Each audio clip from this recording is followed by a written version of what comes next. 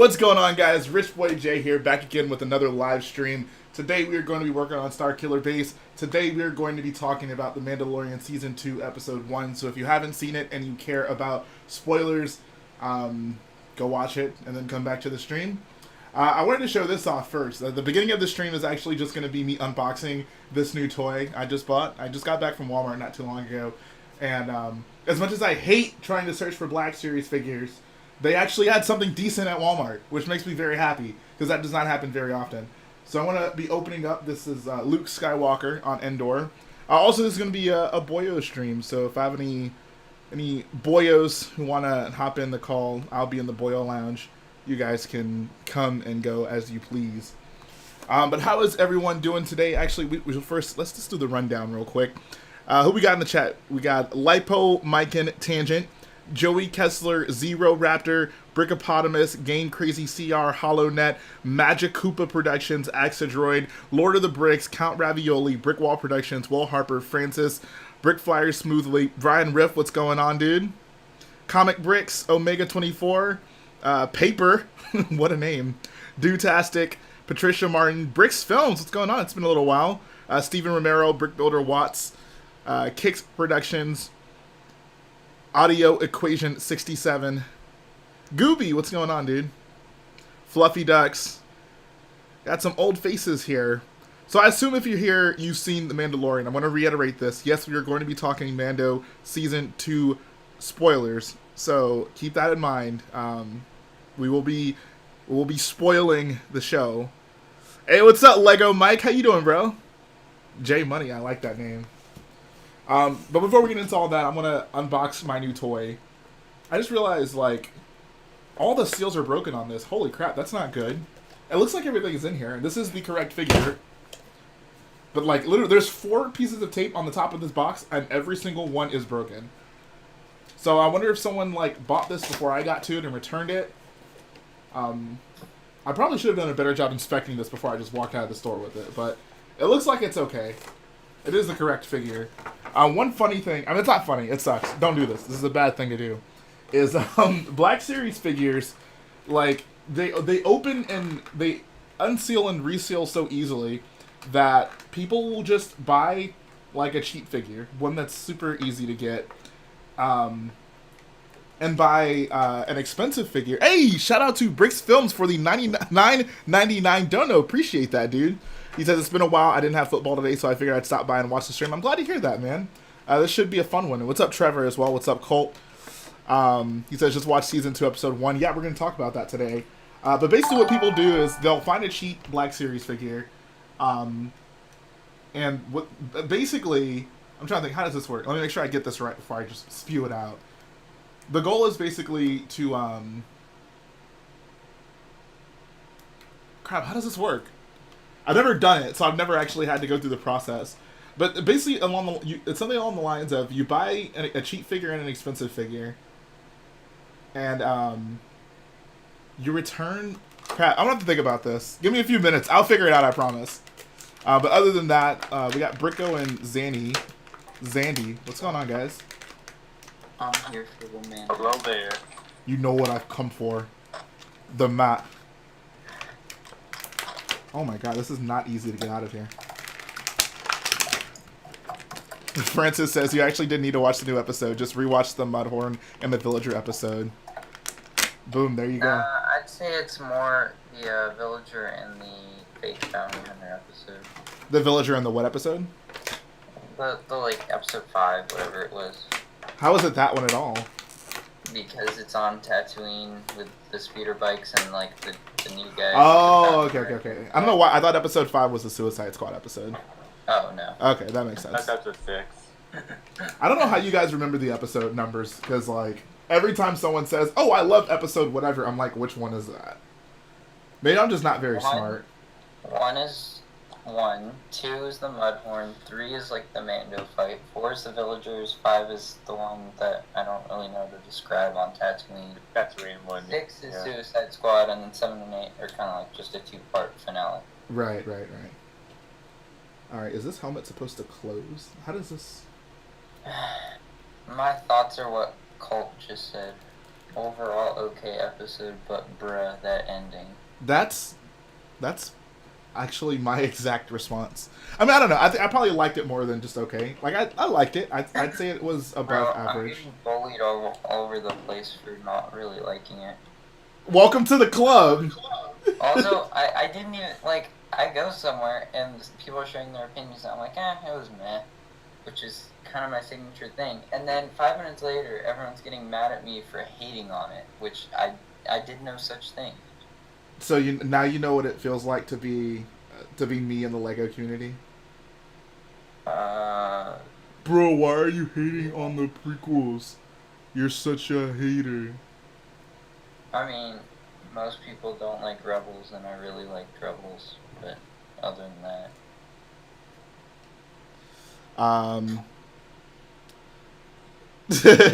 Francis said, I bet Star Wars Theory cried when he saw Anakin's pod. So, Zandy, I'd love to hear your thoughts on it, because I haven't really heard you talk about it at length. So, I have some controversial opinions. controversial isn't controversial to our opinions? Well, alright. So, I'm going to rip off the Band-Aid. I think Boba Fett is a good inclusion. Oh, boy. Okay. I'll let you state your point. Why is Boba Fett a good inclusion? Okay, so, like, obviously, in the prequels, like, I think you can say that with the prequels and with the Clone Wars, like, the Mandalorian rules and all that is, I think, pretty drastically different to what we have now in the Mandalorian. And so, like, clearly, Boba Fett, he's not, like, a real bounty hunter. I mean, not real bounty hunter, Mandalorian. Like, he wasn't born that way, nor was he, like, taken into, like, the arms of the Mandalorian and all that. Mm-hmm. So, like, I just think that it'd be a cool concept if, like, Boba Fett and the Mandalorian, which I think is, like, an inevitable confrontation, like, they encounter each other in a future episode, and, like, we see, like, pretty much the conflicting views of, like, the prequel Mandalorians versus what we have now with what we've seen in the TV show. Oh, Boba Fett wasn't a prequel Mandalorian. No, I'm saying, like, with the actual Mandalorian, because he was brought up during the prequels, like we saw that in the flashback. I mean, but Boba Fett's not even actually a Mandalorian. Does Boba literally already saw that in today's episode. The guy was just wearing Mandalorian armor. That's literally the deal with Boba Fett. I don't understand. Wait, hold on. But like, does Boba Fett actually adhere to like Mandalorian code? No.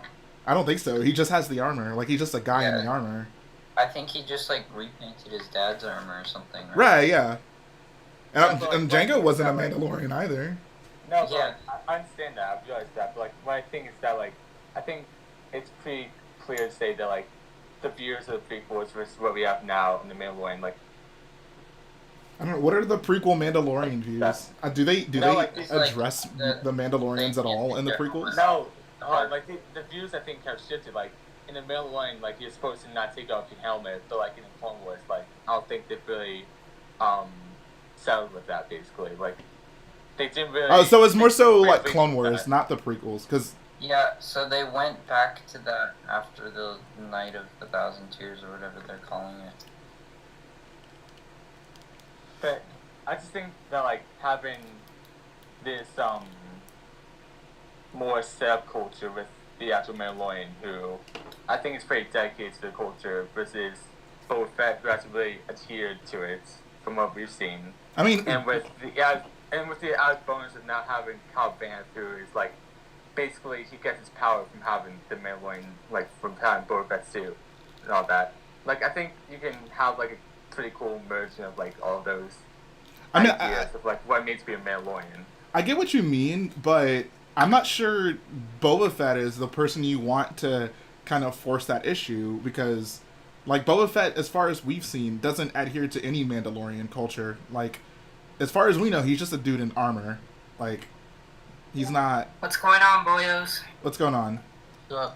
So I get what you mean. Like, basically confronting the issue of why is there such a discrepancy between Mandalorian lore from like the Clone Wars versus Mandalorian lore in the Mandalorian, and I guess that could be interesting, but is that I don't think that's gonna be a thing that they address at all with Boba Fett, because Boba Fett's not a Mandalorian. So I don't know. Am I missing something here? He's a clone. Well, I think they're going to deal with the discrepancy of like, this is someone who's clearly an imposter in the. We already did that. No, but like we can expand further. What? On Just that. because it's Boba Fett and he's automatically super cool and entitled to a No, lot of respect it's not from the because community? it's not because it's forgot about Boba that. Fett and like he's iconic and all of that. Like I don't think that he's a great character at all by any means. But I just think that because he is iconic, that it's better to premise the idea of like this is someone who is an imposter in that culture, like and versus someone who's clearly dedicated to it. I suppose. I mean, I don't know. I mean, I get kind of what you mean, but I don't.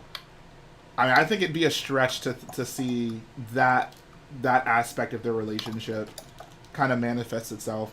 Because even from like, does Mando even know who Boba Fett is? Like he's just probably not. Like he's probably a little bit before his time. I don't know. Like.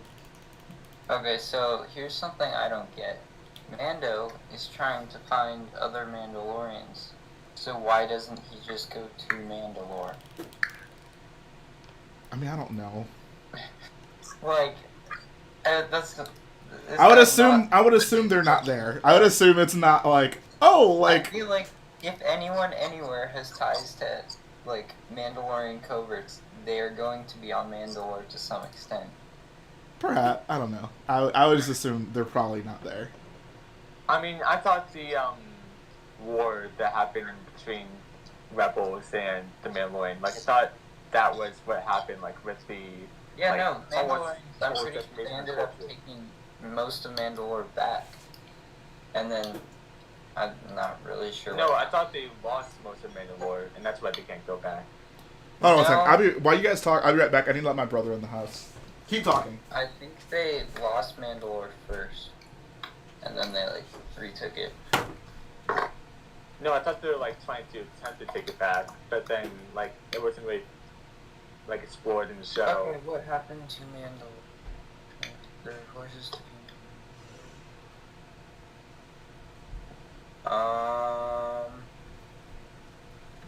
Well, I looked it up and Okay. this is being done.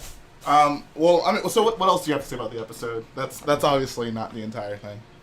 Yeah, so like overall, I think the episode was good. Like I would give it like a B minus if I had to rate it. I just think it's so I just think it's so stupid that like the crate dragon can like vomit out acid and like disintegrate people. Like I just thought that was like very stupid. That's like And a also classic, like, who else does that? Godzilla. Yeah. I mean, whatever, like. I just think it was kind of Wait, dumb. does Godzilla shoot acid? I thought it was fire. It was I thought fine. Godzilla shot fire. I'm pretty sure there's something else that shoots acid. There's I know like Godzilla the creature. power shoot acid. And like I just thought like it's a trope for like giant lizard dragons to like use something. I thought that plot line was dumb. He's been blowed out like from the inside because it was just super predictable and it took like 10 minutes for him to figure out. And we've seen it in multiple places, like the Kraken in Pirates of the Caribbean and the thing Drax blows up in Marvel. I mean, this is Star Wars, and I don't remember either of those things, so it was different enough for me. Okay, well, one of them Drax runs into a thing with knives, and then the other. Oh, that's at the beginning of Guardians 2, right? Yeah. Okay. I don't really remember, to be honest. Honestly, the only thing I found ridiculous about that was that, I mean, if the thing can projectile vomit the acid, like, why can Mando just, like, fly in and out of him, like, without issue? Like, Yeah, like would that not be a problem? A multi-ton monster, and then he's just fine. Right, yeah, and, like, there's clearly, like, That was something stupid. on him, like... Because he's Mando, baby. Also, why can't? Okay, the excuse that he couldn't use his ship was like because the monster's gonna feel the vibrations and go hide. So just park the ship somewhere nearby, wait for the monster to be out, and then blow it to bits. I mean, I don't really... I mean, that stuff, whatever. Like, they wanted to... I don't really care about that. Like, whatever. I guess he could have done that. Well, I mean, I'm just trying to think of another way that doesn't involve him being in the middle of a giant explosion and somehow being bombed. I found it weird that I found it weird that not making the thing eat the bombs wasn't their first plan. Like I thought that's what they're gonna do because we see that's what was their first plan. Yeah, and then it wasn't. I'm like, oh, well, okay, maybe this will work, and it didn't. And I'm like, oh, okay. I don't know. I did find the scene funny when the Tusken Raider brings the thing up to the crate dragon, and I'm like, how is he going to be able to run away in time out to survive that? Like that just seemed like doomed from the start. Like I just assumed like, oh, it's probably going to eat both of them, or like, I don't know. Like that just seemed silly to me. I also did find it kind of humorous how like they get like all the civilians and Tusken Raiders to go out like at the very forefront and basically like draw the dragon out while Mando and Cobb Vanth sit comfortably a few miles away out of trouble. And then that other military gave Cobb Vanth the detonator. Yeah. And Baby Yoda, of course. So I don't understand how. I wonder. So I mean, this does not matter. This is not a criticism, but I do wonder how many like detonators were there? Because like, was it the same detonator that was conveniently programmed to only detonate those bombs, but like the bombs left on that on the Bantha, like it didn't detonate those. You had to press it a second time to detonate those. Like, so how I thought it went was that like the bombs on the Bantha was like a contingency plan, and like you had a second detonator just in case to blow them up. I guess. I mean that I'd be fine accepting that. Okay, so here's something I wanted to bring up. Francis says, I'm sure Jedi Bob has some regrets about his Tusken Raider words. I was thinking that as I was watching the episode. This is like Jedi Bob's worst nightmare. I know. Humans fraternizing with Tusken Raiders. So here, let's talk about that. Tusken Raiders in general. Okay, I thought it was weird. Like, the Tusken Raider noises were weird. And it's especially weird that Mando suddenly speaks fluent Tusken when in, like, the previous season he only used sign language. I agree. Like, listening to Mando speak Tusken was, like... it was Han Solo speaking Tusken in Solo levels of cringe for me. I was like why? Like, this is so just... It's insane. Like... It's like Anakin Skywalker speaking droid levels of ridiculous, you know? Like I'm fine with him signing, because whatever. But for him to actually, like... Sign like that, but then he just starts speaking Tusken Raider. Yeah, that's what I'm saying. No, it's... I did not care for that. I think it's whatever. It's not whatever, though. It just shows that, like, they don't care, the people making this. I feel like... I mean, what are the rules here? Like, can any, like, my impression was, like, once again, and I said this about Solo, like, speaking to Tusken Raiders is like, it's like trying to bark at a dog to communicate with it. Like, your vocal cords as a human simply can't produce those sounds to be intelligible if you're going to try to talk to, like, a dog or whatever. Same thing with a Wookiee, same thing with a Tusken Raider, but apparently you can just speak, like... Yeah. I'm looking it up, and it's obviously still recent, so all I'm finding is him, like, the sign language part. Brian Riff says, I don't know, man. I thought Anakin talking in droid was funny enough to be excusable. It was funny, but it's still pretty cringe. Oh, another thing was that, like, Cobb Vanth, he should be more built if he wants to wear the Boba Fett armor. Yeah. Like, he looks so ridiculous with it on. I don't know. I don't know. His legs are insane. Is it because he was so skinny? No, he just looked like a kid trying to like cosplay. Like the armor was too big for him? No, the armor was too small for him. Like it was the reverse. Oh, so I don't know. You say he needs to be more built, but if he was built, it would be even more too small for him. I don't understand. No, but like the helmet was too small for him, so like the chest armor was. The helmet was definitely too small. Like, you could see, like, his chin poking out underneath it. Which I guess might be, like, part of, like... I mean, that's the point. Like, it's not his armor. It's not going to fit. So I don't really mind that. It just looks silly, and I think it's supposed to look silly because it's not his armor. Like, you know, I'm actually totally fine with that. Like, if that was just like his character and like, oh yeah, this is my armor, and it looked like that, I have questions. Like, why does your armor look so ridiculous on you? But it's not his armor. He was an imposter, and he looked as such, so it made sense to me.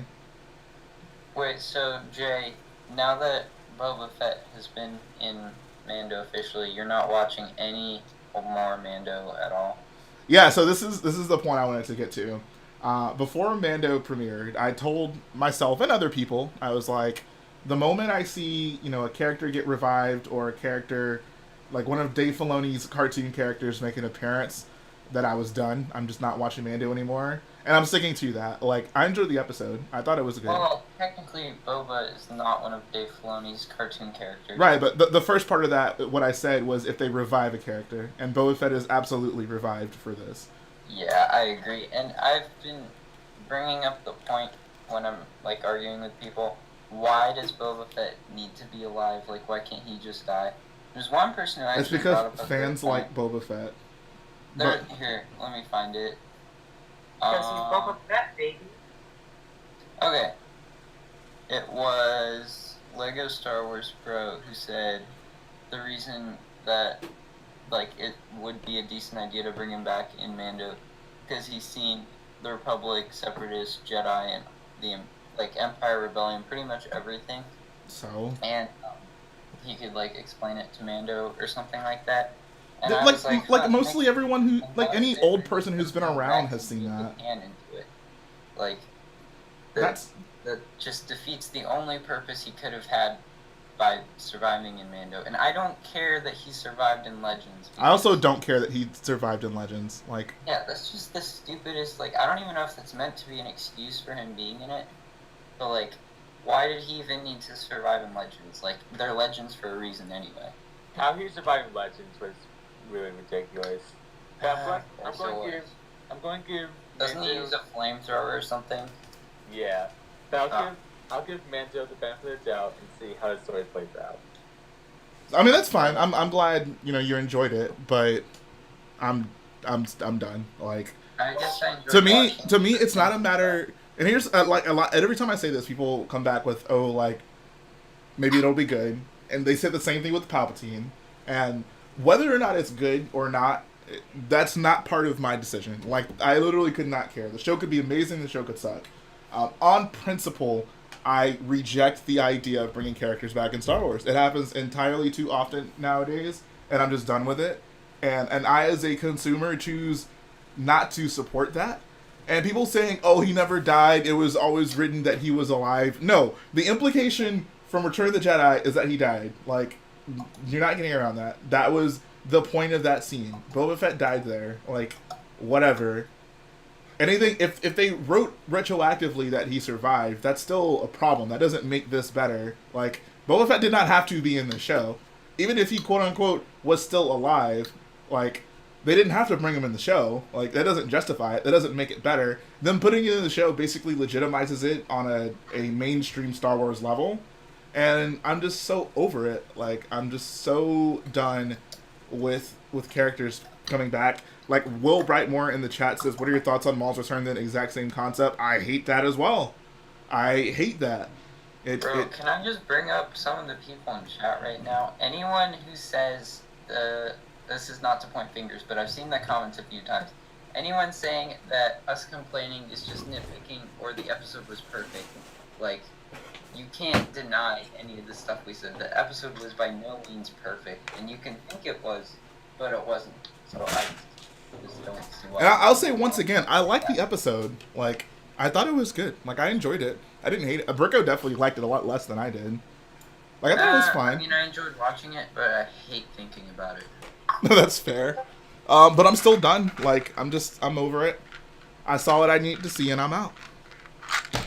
I got what I needed. One of my major complaints about it is, like, retconning Cobb Vance's origin story in the Aftermath trilogy books, which I guess it's kind of like I guess what's the correct word for it? Like a niche thing. Like not a lot of people has read it, but it's like one of the first major canon novels that in the time frame between 6 and the sequels.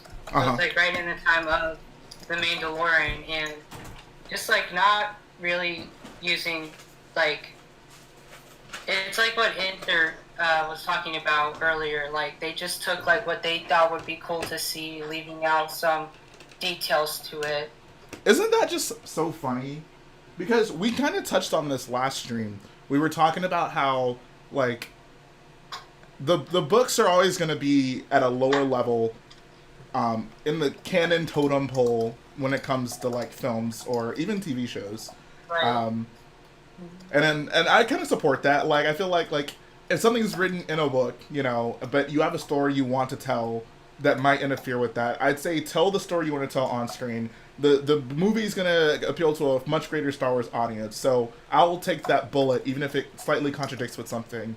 The Cobb Vanth thing, however, is a self-induced wound because there is nothing unique about his character that meant that had to be him. Like, if you're going to specifically go out of your way to pull a character that has already existed, then, like, why change that, right? Like, why not have just made him someone else? Like, that's what I don't understand. I mean, like, granted, he wasn't. Well, I guess he was important enough to be mentioned in the Aftermath trilogy and get his own origin story. But I guess probably the reason why they brought him in the Mandalorian was because they wanted again to bring Boba back.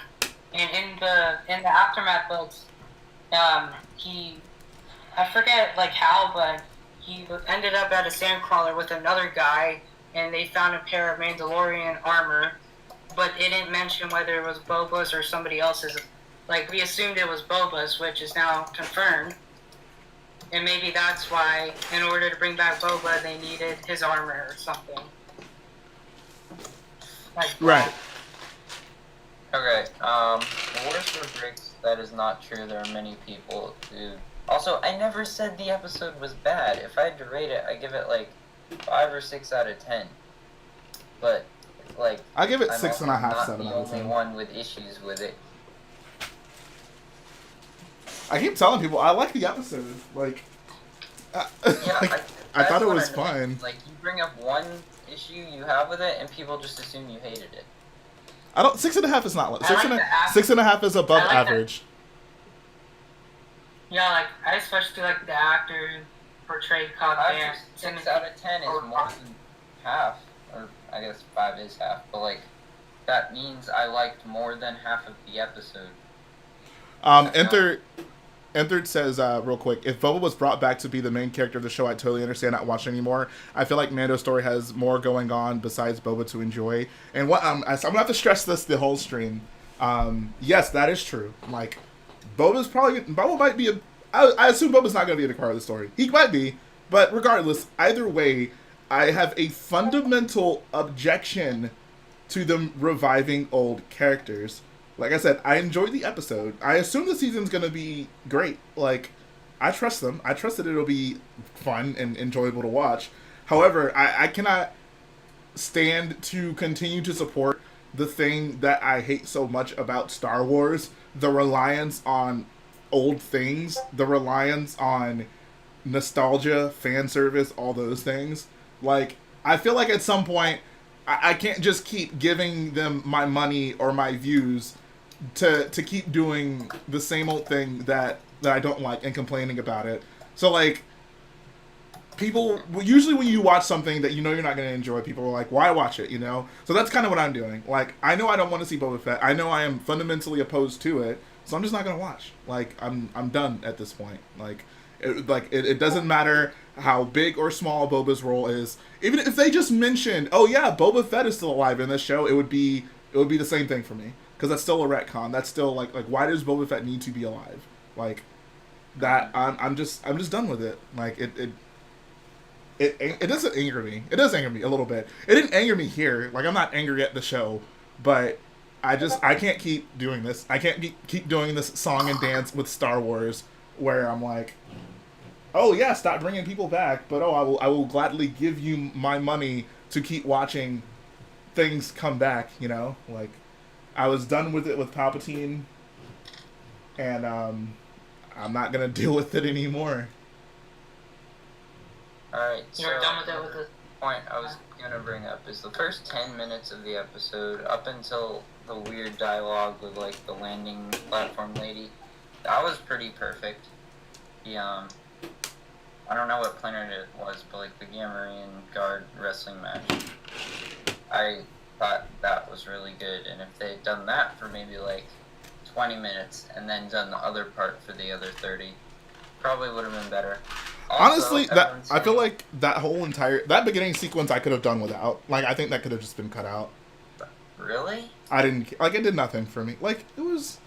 It did more than the rest of it. Like it was just I pointless. wasn't entirely sure what was gonna It happen. was like For me, Kylo it was Ren just- trying to find where to, trying to get the Wayfinder to find Palpatine. Right? Why Yeah. not Like for go- me, it was just maybe pointless go in the hospital action. first? Like I would have been fine if the episode started with him landing on Tatooine and him being like, "Oh, I heard there was a Mandalorian here who can help me find whatever I need to find," and then just like either trim the episode down or just have him do more interesting things on Tatooine. Like, No, just cut off like 10 minutes of fighting the Krayt Dragon or just like yelling at the Tuskens or whatever. I mean, that's like the main part of the episode, though. Like, It is. That's 30 minutes of it. I mean, but like, what is more interesting about the Gamorrean guards fighting each other like that? Like that's so No, just. It's not the Gamorrean guards. That part was dumb. Like the force field part. That I don't like that because they should have just been fighting each other, or maybe not even with like. I think you brought this up, but the point of having sharp things is to cut things. So why would you have sharp things and then create something that just makes them not work? Yeah, that was very jarring to me. Like, if you're gonna have them fight with axes, like the threat of an Just axe have should be a there. normal wrestling match. Like nobody needs axes. Right? Yeah. Like, why do they even have the axes if they weren't gonna Exactly. cut anything? But the other part where he like sits down and then a few minutes go by, the guy like starts the bed or whatever. I thought that was pretty cool. Real quick, shout out to Alex H for the £4.99 dono, which simply says "same." I love that all of his donos just say "same." There's something very humorous about that. So, Jay, do you know the significance of the Krayt Dragon? Because a lot of people are really happy to see that. I'm like, where's you mentioned other Star Wars content? From Conan. I mean, yeah, it was in Oh, KOTOR, brothers. and I mean, we saw the I skeleton, mean, so. Star Wars Resistance and like that one episode with the tunnel. Was it really a Krayt Dragon in Resistance? Honestly, don't remember that. I believe those are Krayt Dragons. I know there's like the Zillo Beast in Clone Wars. And then, yeah. What episode of Resistance are you talking about? Here, let me. Are you referring to Miko? Choose. And I totally understand that, like, characters returning isn't a big deal. Well, I mean, it clearly isn't. Like, the reason they do that is because people want to see old characters. And, I mean, like, you know, you can like whatever you like about Star Wars, but for me as a fan, it's depressing to see Star Wars just keep trotting out the greatest hits and expect for that to get us excited. I mean, people are obviously excited about it. I guess for me, like, I come from a position where I want to see Star Wars go somewhere new and, like, recapture whatever the magic is about Star Wars, like, on a new level, right? Like, I think that's why the sequels resonated with me so much, is because they introduced new characters that I care about and who I wanted to see prevail over whatever. So that was interesting for me to see. Some people instead would rather see, like, their favorite characters continue to do the things they like seeing their favorite characters do. And there's nothing inherently wrong with that. I just feel like I mean, at some point, Star Wars has to move forward, right? Like, is that true? Maybe that's just not true. Like, maybe it doesn't. Like, maybe Star Wars can just be just, like, stuff you remember and just getting more details on things we've seen before. For me, like, that's super depressing, but, I mean, that might just be the case. That might just be the case. Like... So I get what you're saying, but I also do think that there's a point to where you can introduce so many new characters, because you're not gonna get as much build and development if you just keep on adding new characters into the universe. I mean, sure, but like, does Star Wars?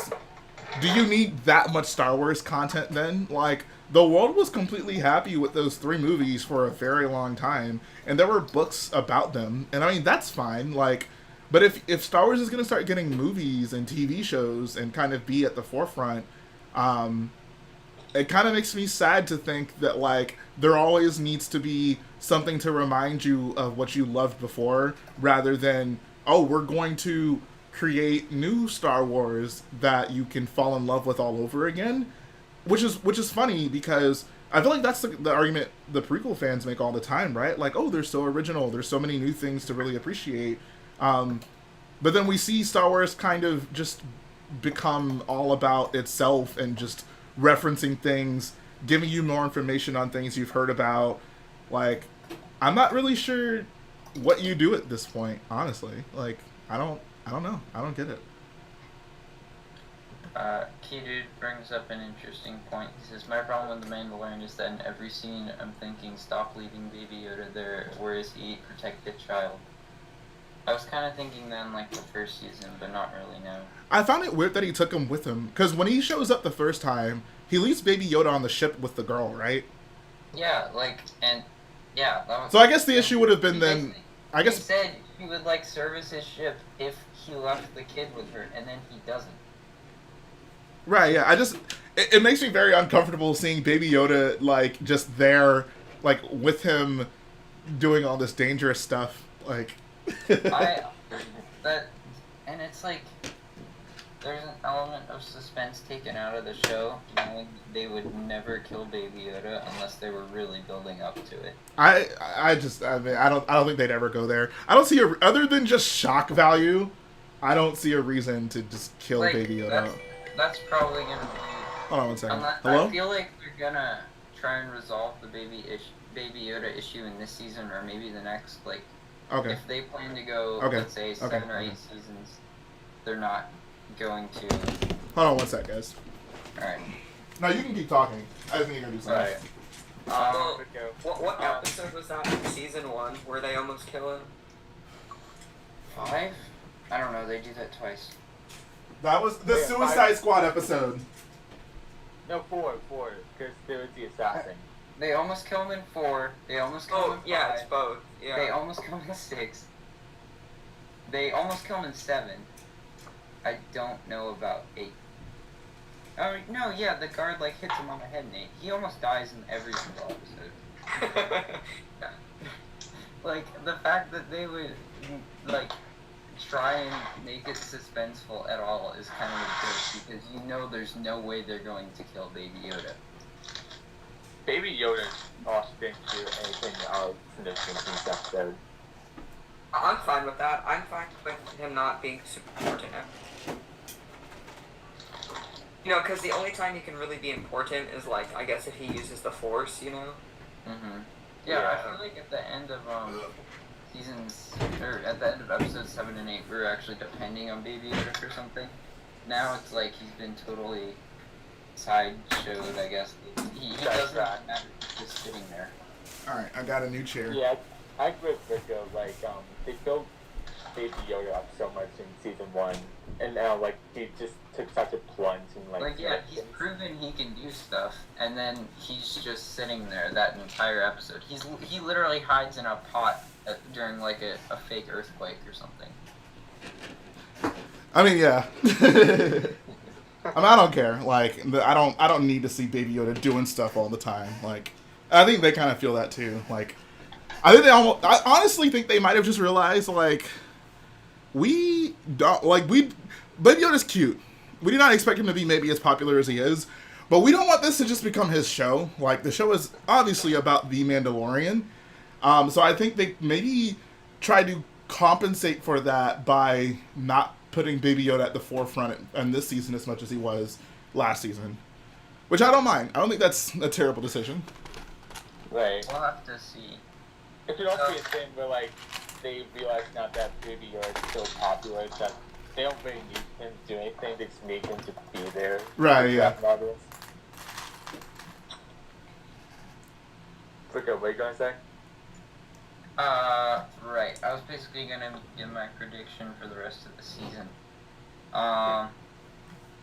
Okay, I think episode 2, the next one, is also gonna be somewhat filler, and I don't think they're really gonna try anything with it.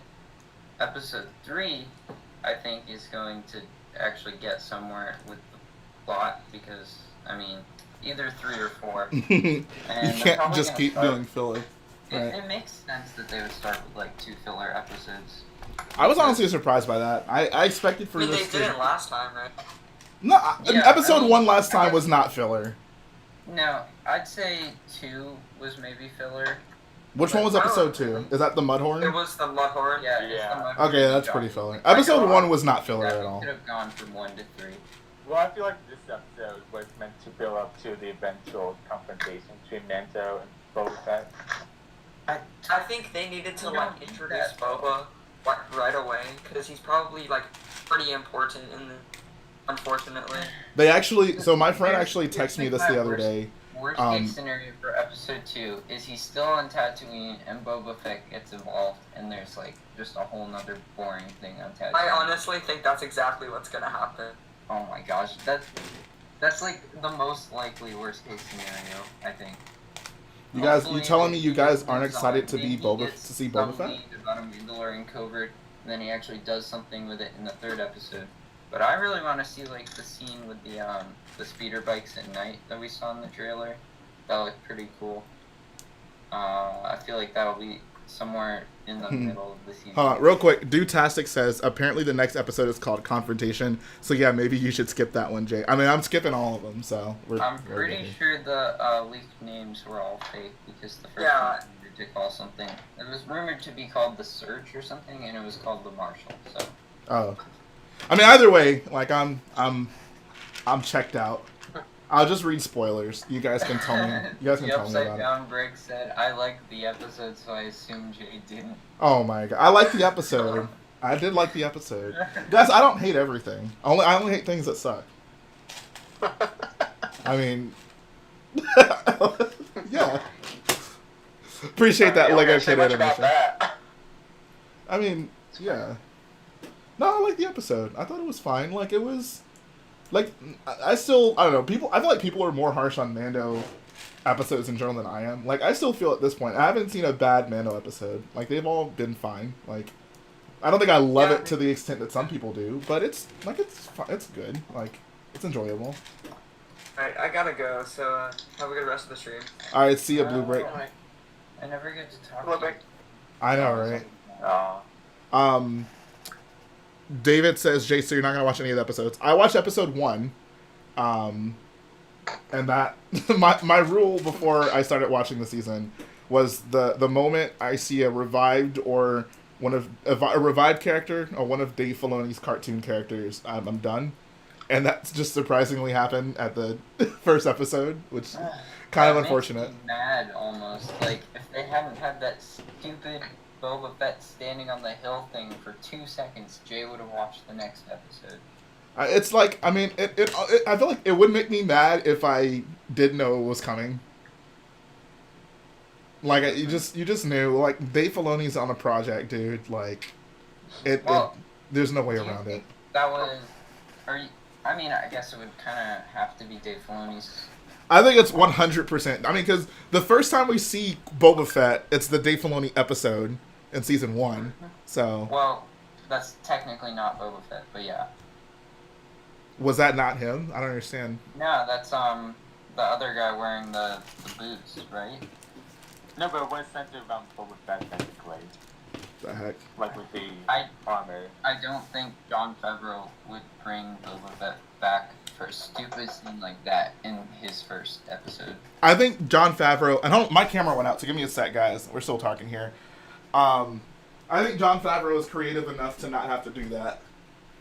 I mean, Dave Filoni does it all the time. That's why I like, even if it's not, I have no reason to believe that it wasn't Dave Filoni, because it's just what Dave Filoni does. Right. Like I've seen him do this too many times. Something that annoys me about this is whenever I bring up that point, especially, about Dave Filoni reviving characters and making choices like that, people always like ask me like, then why aren't you calling the shots? Why aren't you working at Star Wars? And they're like, Dave Filoni. Your response Wow, should they be, gotta be haters. you know what your response should be? I'm 15 years old. That was exactly my response. That was literally what I said. That's a great response. Like, that's just such a stupid form of logic. That like, is stupid. Just because he is there and leading Star Wars at the moment doesn't mean he's the best person to do it. You know Like, how many there times are I've had that same... Bricko, you know, there's always haters. I feel like I have that same argument with people all the time. Like, whenever Dave Filoni went on about, you know, his, like, oh, the Duel of the Fates is the most important thing that's ever happened in all of Star Wars. And I criticize him for that. People are like, this is Dave Filoni we're talking about. He would know more about Star Wars than you, so you need to shut up. And I'm just like, okay, I mean, okay, sure. Gosh, Like, so annoying. like, yeah, like, I get it. Like, Dave Filoni knows more about Star Wars than I probably ever will. But that doesn't make my argument any less valid, right? Like... I disagree with that. I don't think he knows more about Star Wars. I mean, like, he literally... I mean, I'm a fan, but he knows behind-the-scenes stuff. He's been dealing with Star Wars... If you're counting stuff that, like, you legally can't know, then yeah, of course. But, like, I'm just thinking, like, lore and stuff like that. Like, there's no way he knows Star Wars better than a lot of people that are just fans. I mean, I don't even... Like... Alright, sorry, I'm back, guys. No, so... Like... I mean, I don't know. Like, he clearly... Like, he does this stuff for a living. Like, if I got paid to just talk about Star Wars and write Star Wars... Like, I'm sure, you know, like, I'd be all in. But I'm not giving a bit of the doubt. The point of this is that just because the person is in a position of power doesn't mean that their opinion is the end-all, be-all. Like, I don't just assume that everything George Lucas says is, like, right for Star Wars. And I mean, like, look at the special editions. Like, I feel like that in itself is proof enough that, like, certain things George maybe doesn't get about Star Wars. And, like, you know, whatever. It's not a huge deal. But with Filoni specifically, like, his just blatantly wrong analysis on the Duel of the Fates just really triggered me, because it was shocking to me that he could be so wrong about something, and the fact that people just ate it all up. Like, they were just like, oh my god, this is the most ingenious thing I've ever heard in my life. Dave Filoni is such a god. Like, if you just think about it for, like, 3 seconds, you'll realize that it makes no sense what he said. Like, whatever. Like, I digress. Jay, we have someone saying Star Wars Theory is great in chat. I mean, that's... I mean, you guys know how I feel about Star Wars Theory. Do I have permission to ban? Oh my god, Bricko, people are entitled to their own opinions. No one's allowed to disagree with Bricko. That's the only rule here. You guys can disagree with me, but when you start disagreeing with Bricko, that's where I draw the line. Mm-hmm. If young That was Bricko so don't trust you, awkward I'm a shoot. That time I was on the stream call with David, and he was just talking to Star Wars Theory in chat. Like, I'm the guy who's rated your streams and been banned multiple times. What's up, Star Wars Theory? Talk about awkward. And no, I don't hate Star Wars Theory. I think Star Wars Theory has terrible Star Wars opinions. I don't know him as a person. Although what he did to JB Brick Fanatic was pretty unforgivable. I think, like, that's a personal issue I have with him. Because I think that was just, like... That's, like, the one personal thing I have against Star Wars Theory. That was just ridiculous. But, I mean, I don't know the guy. Like, whatever. But, I mean, it saddens me that someone so prominent in the community, like, I can disagree with so much. I guess that's my thing about Star Wars Theory. Star Wars Like, Theory is attracting Mr. Clean. Yeah, right. that's like the comment of the year. Like, I feel like when you're in a position of power, not a position of power, when you're in such a prominent position as, like, a Star Wars personality, you have, like, a responsibility to, I don't know, like, not spread misinformation, or the things you should say should be, like, well thought out. And, like, some of the things he says, I'm just like, that makes no sense. And, like, his reaction to that Dave Filoni clip in itself was like, as a Star Wars fan, you should know why that does not make sense. But yeah, shout out to Star Wars Theory. I love that guy. I had dinner with him one time. It was great. Yo, dude, I listened to his lo-fi Anakin track. It was pretty hot. Did he actually make a song? No, he made like lo-fi tracks that Anakin listens to while studying or something. Oh, I see. Brian Riff says, so having listened to Dave Filoni, I just want to ask, because my brain isn't the best right now, what is he getting wrong? I'm specifically referencing that clip of him talking about Duel of the Fates. And he goes on about how it supposedly is like the most pivotal moment of Star Wars, because if Qui-Gon doesn't die, then Anakin doesn't become Darth Vader. And he also says, like, Qui-Gon is the father that Anakin desperately needed, but Obi-Wan is the one he got instead. Which I object to, because one, like, someone please explain this to me. Like, if anyone can give me a good explanation for this, like, I'll listen to it. I have not found one yet. But I'm of the opinion that Anakin did not desperately need a father. Anakin was like a perfectly respectable, capable, smart, kind child before the Jedi showed up. And pretty much all the problems in his life happened right after that point. Like, how about Qui-Gon, like, frees this slave and his slave mom and leaves them to live, a free life? And maybe then Darth Vader doesn't happen. Like, him being indoctrinated into the Jedi, I think at that point was like the downfall of the galaxy. Not to mention also that all the Jedi sensed grave danger in Anakin anyways. So I don't think that Qui-Gon being alive or not being alive was going to factor into that, because they sensed grave danger in him before Qui-Gon died. Like, Anakin was going to become Darth Vader regardless. Like, Qui-Gon being alive was not going to stop Anakin's mom from dying. And it also wasn't going to stop Padme from dying, supposedly. So I think that's just a terrible analysis. And the bigger point about the thing he tries to say about, like, the Duel of Fates being so important, because if Qui-Gon doesn't die, then it changes everything.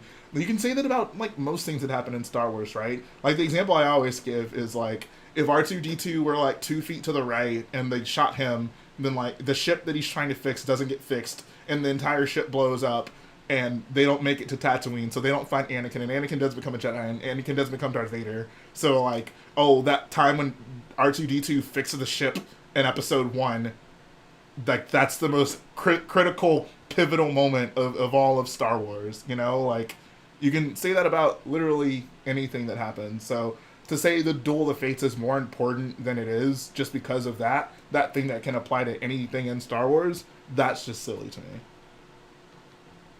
Thanks for coming to my TED Talk, guys.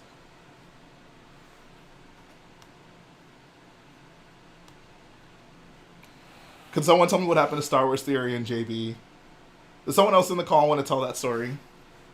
So, like, from what I remember, it was, like, in November during Star Wars Theory's Tesla truck from me or something. he was streaming that, and JB, he said, wow, imagine just doing streams that get paid or something, like, not caring about the fans, like the usual typical Star Wars Theory complaints they give him. And Star Wars Theory, he just, like, gave up, just surrendered, and, like, he's like, you know what, I'm going to end the stream.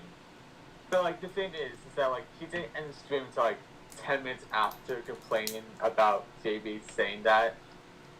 Well, JB specifically said, wow, Star Wars Theory racking up that watch time. Because Star Wars Theory was just streaming and not saying it. Like, he was just sitting there, like, not really doing anything. And JB was actually a Star Wars Theory fan. That's what was so funny about it.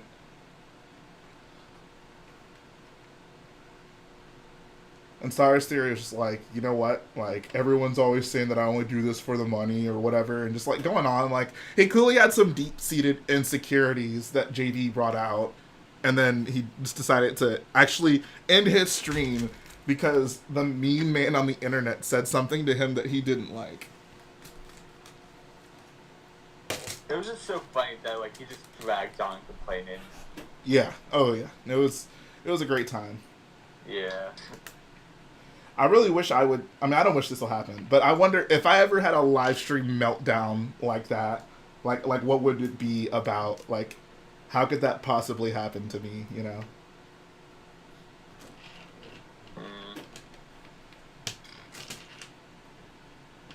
Maybe if Palpatine comes back again. Rich Boy J live stream What? meltdown. What is there left to come back to? I mean, he Or probably will. Or if we figure out, because you said you're not going to watch any more Mando episodes, that you secretly watched them all. No.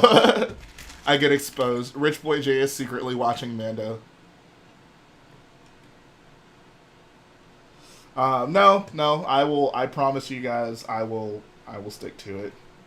Like, I honestly just don't even care at this point. Like, I don't like Mando enough to like, secretly be watching it if I say I'm not gonna watch it. So, you know. You're not even going to watch the Sasha Banks episode? No, I'm not, man. I'm not watching the Sasha Banks episode. Damn. Sorry, they did this to me, Zandy. I wanted to be a fan. Like, I woke up this morning, like, happy to watch some new Star Wars. And, you know, Dave Filoni just said, Jay, you need to be constantly reminded that you're a Star Wars fan, and I won't take no for an answer. So I was like, well, Dave, like, I mean, I don't necessarily agree, man. Like, you can come up with some new stuff, and I'll be fine with that, I promise. And he was like, no, Jay. No. Jay, listen to... Jay, I'm Dave Filoni. I am the great Dave Filoni, Jay. I'm the man who came up with Ahsoka, alright? I know what I'm doing. Jay, have you seen the Nomad Droids arc in the Clone Wars? That is George Lucas's favorite arc, and I came up with that, alright? I am a certified G, and the G is for genius. So when This is exactly what's coming out of Dave Filoni's mouth. Yes, this is the conversation I had with him last night on the phone. And he was like, Jay, just believe me, okay? I know what I'm doing. I'm Dave Filoni, all right? Look at my shirt. There's a wolf on my shirt, all right? Okay, I am. that up. Apparently, Dave Filoni is a confirmed furry. we won't discuss that on stream. But why would you say that? What? We're gonna send the link. It's literally just on Google. It's a most searched question. Oh my god. Anyways, but yeah, like after that conversation me and Dave Filoni had, you know, I was like, I'm sorry, Dave. Like I can't keep doing this, man. Like I feel like a battered housewife. Like I can't keep letting you punish me and pretending that everything's okay because it's not. And Dave Filoni just didn't want to hear what I had to say, so we went our separate ways. And that's why Rich Boy J is no longer on the writing team for Mandalorian Season 2, guys. You heard it here first. The Real Housewives of Houston, Texas. Yep. I mean, I told him, I was like, Dave, like, I swear, bro, like, I understand. Like, look, Dave, I get it. Like, when you first came up with Ahsoka, like, people hated her, bro. And you took a lot of heat for that. And I understand how that feels. Because, like, I have a YouTube channel, and it's pretty important. I'm a pretty big deal in the Lego Star Wars YouTube community. So I know what it's like to show people something that they don't necessarily care for, that they just reject, you know, like it happens. I get it. However, you know, that can't stop you from trying, you know, like keep making new characters, Dave, like keep telling new stories, like keep pushing the boundaries. And Dave was just like, you know, like if I wasn't so lazy, I would do that. But bro, have you seen these Star Wars fans? I don't need to write anything new. I just keep showing them the same stuff over and over again, and they love it. Like, I brought back Darth Maul, and they eat it up. I brought back Darth Maul like 3 times, and they still love it every single time. Why'd I ever do anything new, bro? So I was just like, you know what, Dave? I mean, I get you, bro. Like, go get your money. But just know I can't respect that. Like, as a man, I can't respect that, bro. So, I mean, do you, but we're going to have to go our separate ways. And that's You what have happened. such a good memory, Jay. Yeah, man. Like, I mean, it was a pretty impressionable conversation, so... It's not something I would forget, ever. So, I'd like to say that Rico's comment about Dave Filoni being a confirmed furry, that came from Reddit, of all things. So, Oh, come on. I found it multiple places. Apparently, it's like an actual conspiracy theory that he hasn't openly denied or something. I'm reading on it right now. Oh my god. It's just ridiculous. Night of Brick says this count as an inner monologue meltdown. I guess you guys can clip that and call it the Rich Boy J meltdown. You know who isn't a confirmed furry? Ryan Johnson. Let's talk about Ryan Johnson, guys. It's Ryan Johnson Friday. You know what that means. All Last Jedi, all the time. Dave Filoni. Brian Riff says, honest man, I just for real think that Star Wars' best shot at being good is fans taking up the reins, though hopefully without more Vader fan films. Bro, that Vader fan film was a piece of cinematic. That Vader fan film changed my life.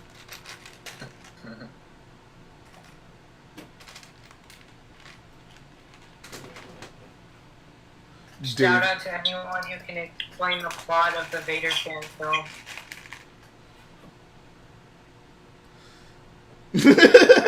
Open my third eye. I love it. Oh my god. Bro, Star Wars bro, Disney could never write a story this good.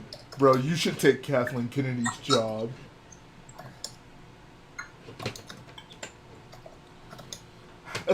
Honestly, the only hope for something new Star Wars content coming out that I can actually stomach to watch this year is the Lego Star Wars holiday special. So maybe that'll work out. I'm actually quite excited for that. Julian Curian says, would you see a Mandalorian episode if Ryan Johnson directed? Oh, I'd totally watch that. I would totes watch that. Also, Comic, you're like echoing a little bit. Oh, whoops. Give me a second.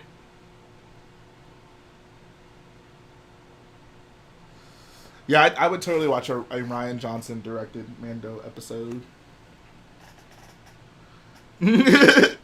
Christian Weber, Disney could never write a story of Vader talking to someone doing a bad Palpatine impression with cringy effects. Bro, they could never. Disney could never bring an old character back until they do.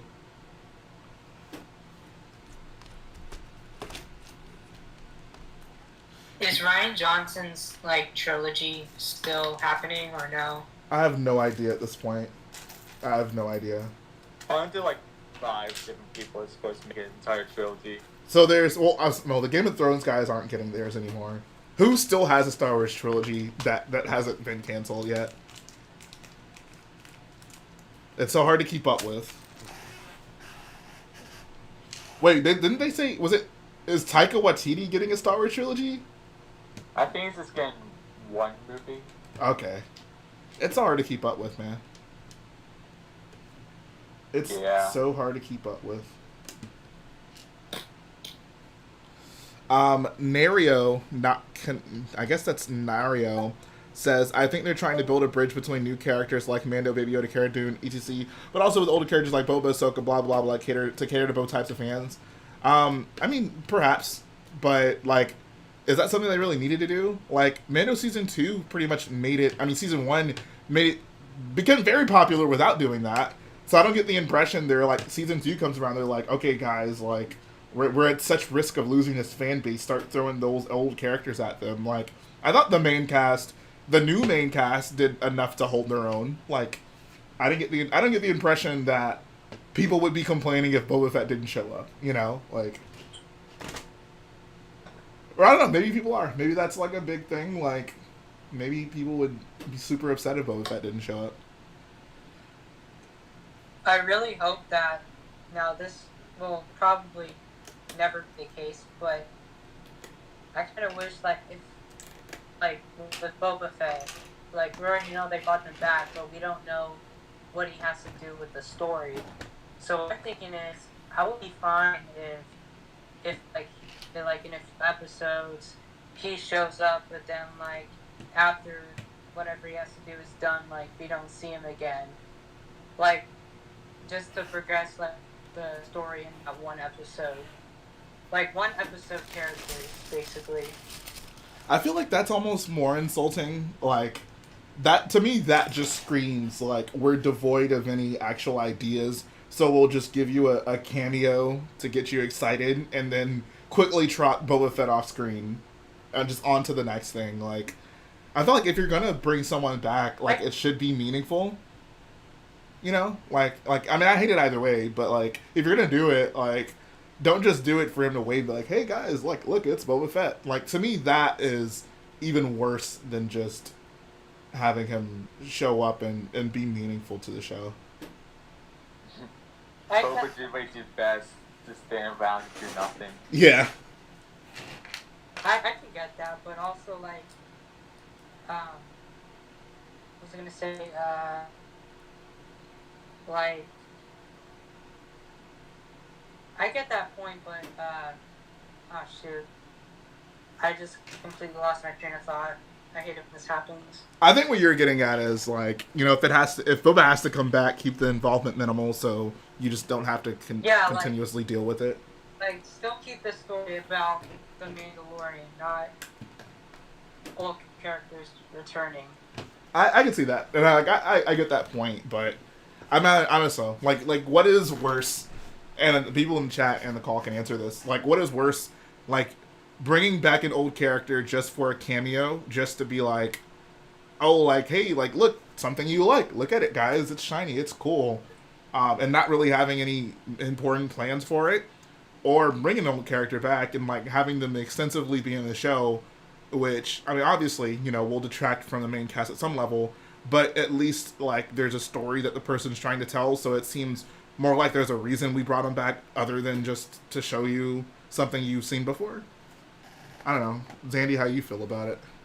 So, like, preferably they shouldn't do either. I think there should be, if they were to do either, like, let's just include both, just incorporate both, and, like, find some sort of common place that it makes sense to include little characters, like, how do they mesh with the new story, and, like, with the new characters, like, make sure that they have enough development so that you have some sort of attachment to them, and, like, understand like the motive and all that. I feel you on that, yeah. Christian Weber says that's a genuinely good question. I fundamentally agree with both things. I'm in that same place. He says at least Boba actually is going to have a character instead of just standing behind Vader until he died. I mean, I don't know. Like, I was never complaining about that, but apparently some people were. Apparently some people were very upset with Boba Fett's treatment in Return of the Jedi, and they wrote Dave Filoni many letters to make Dave Filoni great again. I'm sorry, make Boba Fett great again. Because Boba Fett was so awesome in Empire when he also did nothing. I mean, like, they have a second chance to make him do something, too. I don't believe in second chances with Star Wars. I think if you get it wrong the first time, then, I mean, like, move on. Like why? I don't why Boba Fett? You know, like why be so attached to that character when so here's what I don't understand. Okay, Boba Fett looks cool. That is pretty much the reason people like him. Like that is it. Like he looks cool. That's why we like him. He developed a cult following because he looks cool. So if we establish later on in Star Wars, like, oh, like there's a bunch of guys that look just like him. You know, it's actually like a thing. Like a planet full of Boba Fetts. So, like, why do we still need, like, why does it have to be Boba Fett then? Like, why can't it just be literally anyone else doing what he's doing in the show and that be enough? Like, why do we need Boba Fett? Like, it's not like we learned anything about his character in the original trilogy that was, like, that made us feel like, oh, I want to see that explored more. Like, I'm so attached to the character of Boba Fett. Like, Boba Fett doesn't really have a character, so why him? That's what I don't understand. Well, like, also looking at like, a new perspective for, like, a casual fan, like, having the name value of Boba Fett is gonna be enough. I suppose. I mean, yeah. I mean, like, it's not preferable for us, but, like, for the casual audience, I can understand that. I mean, yeah, but I guess my impression from this show was like this was going to give you a Mandalorian not named Boba Fett to actually get behind and care about. Like one, like, hey, like, okay, Boba Fett obviously didn't do much, whatever. But here's a new Mandalorian, and he talks, and like about him, he has a character, and like he's so much cooler than Boba Fett. He also looks cool. He has a freaking chrome helmet. Like, here's your new thing that you can get attached to. And I thought why doesn't I thought that would like fill people's Boba Fett fix, But it's like, no, like we still need Boba Fett. Like, something about Boba Fett is just so important to Star Wars fans. We're like we need him. So, I'm going to use like a wrestling analogy, okay? Mm-hmm. So let's say like it's Roman Reigns versus a new guy from NXT or something, and like WWE is trying to push the new guy, and so what they do is that they make the new guy beat Roman Reigns, like a prominent, like very familiar person in wrestling. Mm-hmm. And so like having Mando, who in this case is the NXT star, like maybe kill Boba Fett, who is the Roman Reigns in this case, then I think it's going to get Mando over more than it would if Boba Fett wasn't there. Right, but Boba is not Boba's not Roman Reigns. Like, Roman Reigns is an actual main character with development. Like, we know things about Roman Reigns. But and Boba Fett's not. Like, that's the thing. Like, you could have just put another green Mandalorian in this show, and and we would know just as much about him as Boba Fett.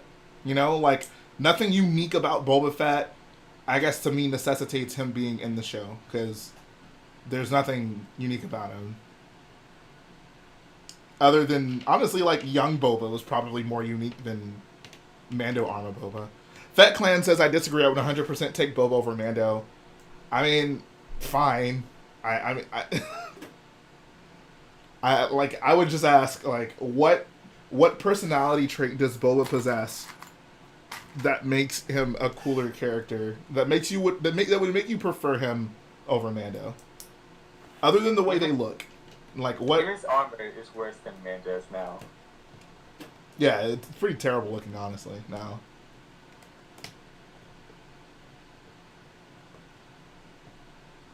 Yeah, I think Din is far more interesting than... I mean, like, how is that... I'm not even sure if it's a matter of, like... It's not even a matter of opinion at this point. Like, it's like, oh, which character is more interesting, Boba Fett or Mando? Well, Mando is, like, an actual character, Like, Boba is just a set piece. Like, I don't know. Like, I will die not understanding the Star Wars fandom infatuation with Boba Fett. Like, yeah, he looks cool. Like, awesome. Like, lots of people look cool in Star Wars, Like, why is it such a big deal to know so much about Boba Fett when there's, like, a million other people who look like him that we actually get to know about? I don't know. I don't get it. I don't get it.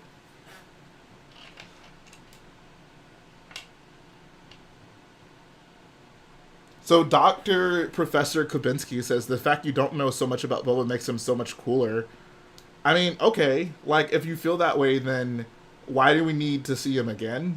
Like, I don't think you can have that both ways. I don't think you can say Boba is cooler because you don't know about him, but then be excited when you learn more about him, because that goes against the very reason you liked him to begin with. This is a very confusing day for me, guys.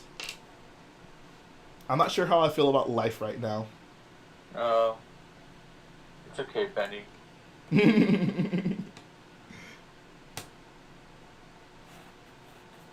Night of Bricks brings up a good point. Boba Fett did save Ventress. Huh? Who? Where? When? Night of Bricks says that Boba Fett saved Ventress, which I'm guessing in Clone Wars. Man, I don't care about that. Like, come on, guys. Come on, guys. You are sounding a little like Benny, though. Not gonna lie. What have you done with Jay? I'm not even trying to be super depressed now. I wasn't, like, honestly, when I started this stream, I wasn't super, like, upset about Bear. I was like, like, I enjoyed the show, but I'm not gonna watch it. But I guess not the more that I think about it, and the more that like I see the fandom's reaction to it, which seems to be an overwhelmingly positive reaction to it. Like, if Star Wars was started just giving fans what they wanted, right? Like, if Star Wars was like, oh, like we're all about the fans and we're gonna give fans what they wanted, like I would probably hate Star Wars. That's I guess that's like the depressing realization for me. Like, if the majority of the fandom got what they wanted, like Star Wars would probably just not be for me. Like, that kind of sucks. I don't like that universe. Let's not have that universe, Jay. All right, No. Colt, please. Jay without Star Wars, I don't think he'd be the same person. I mean, probably Hang on, not. I got a couple of things to say. Colt, please make sense of everything for me. I need some Colt clarity. Okay, what do you need clarity on? What were you about to say? All of it. Yeah, all of it. Okay. I just want to say what I thought of the episode. So I thought the episode was okay. It was decent. But the ending though.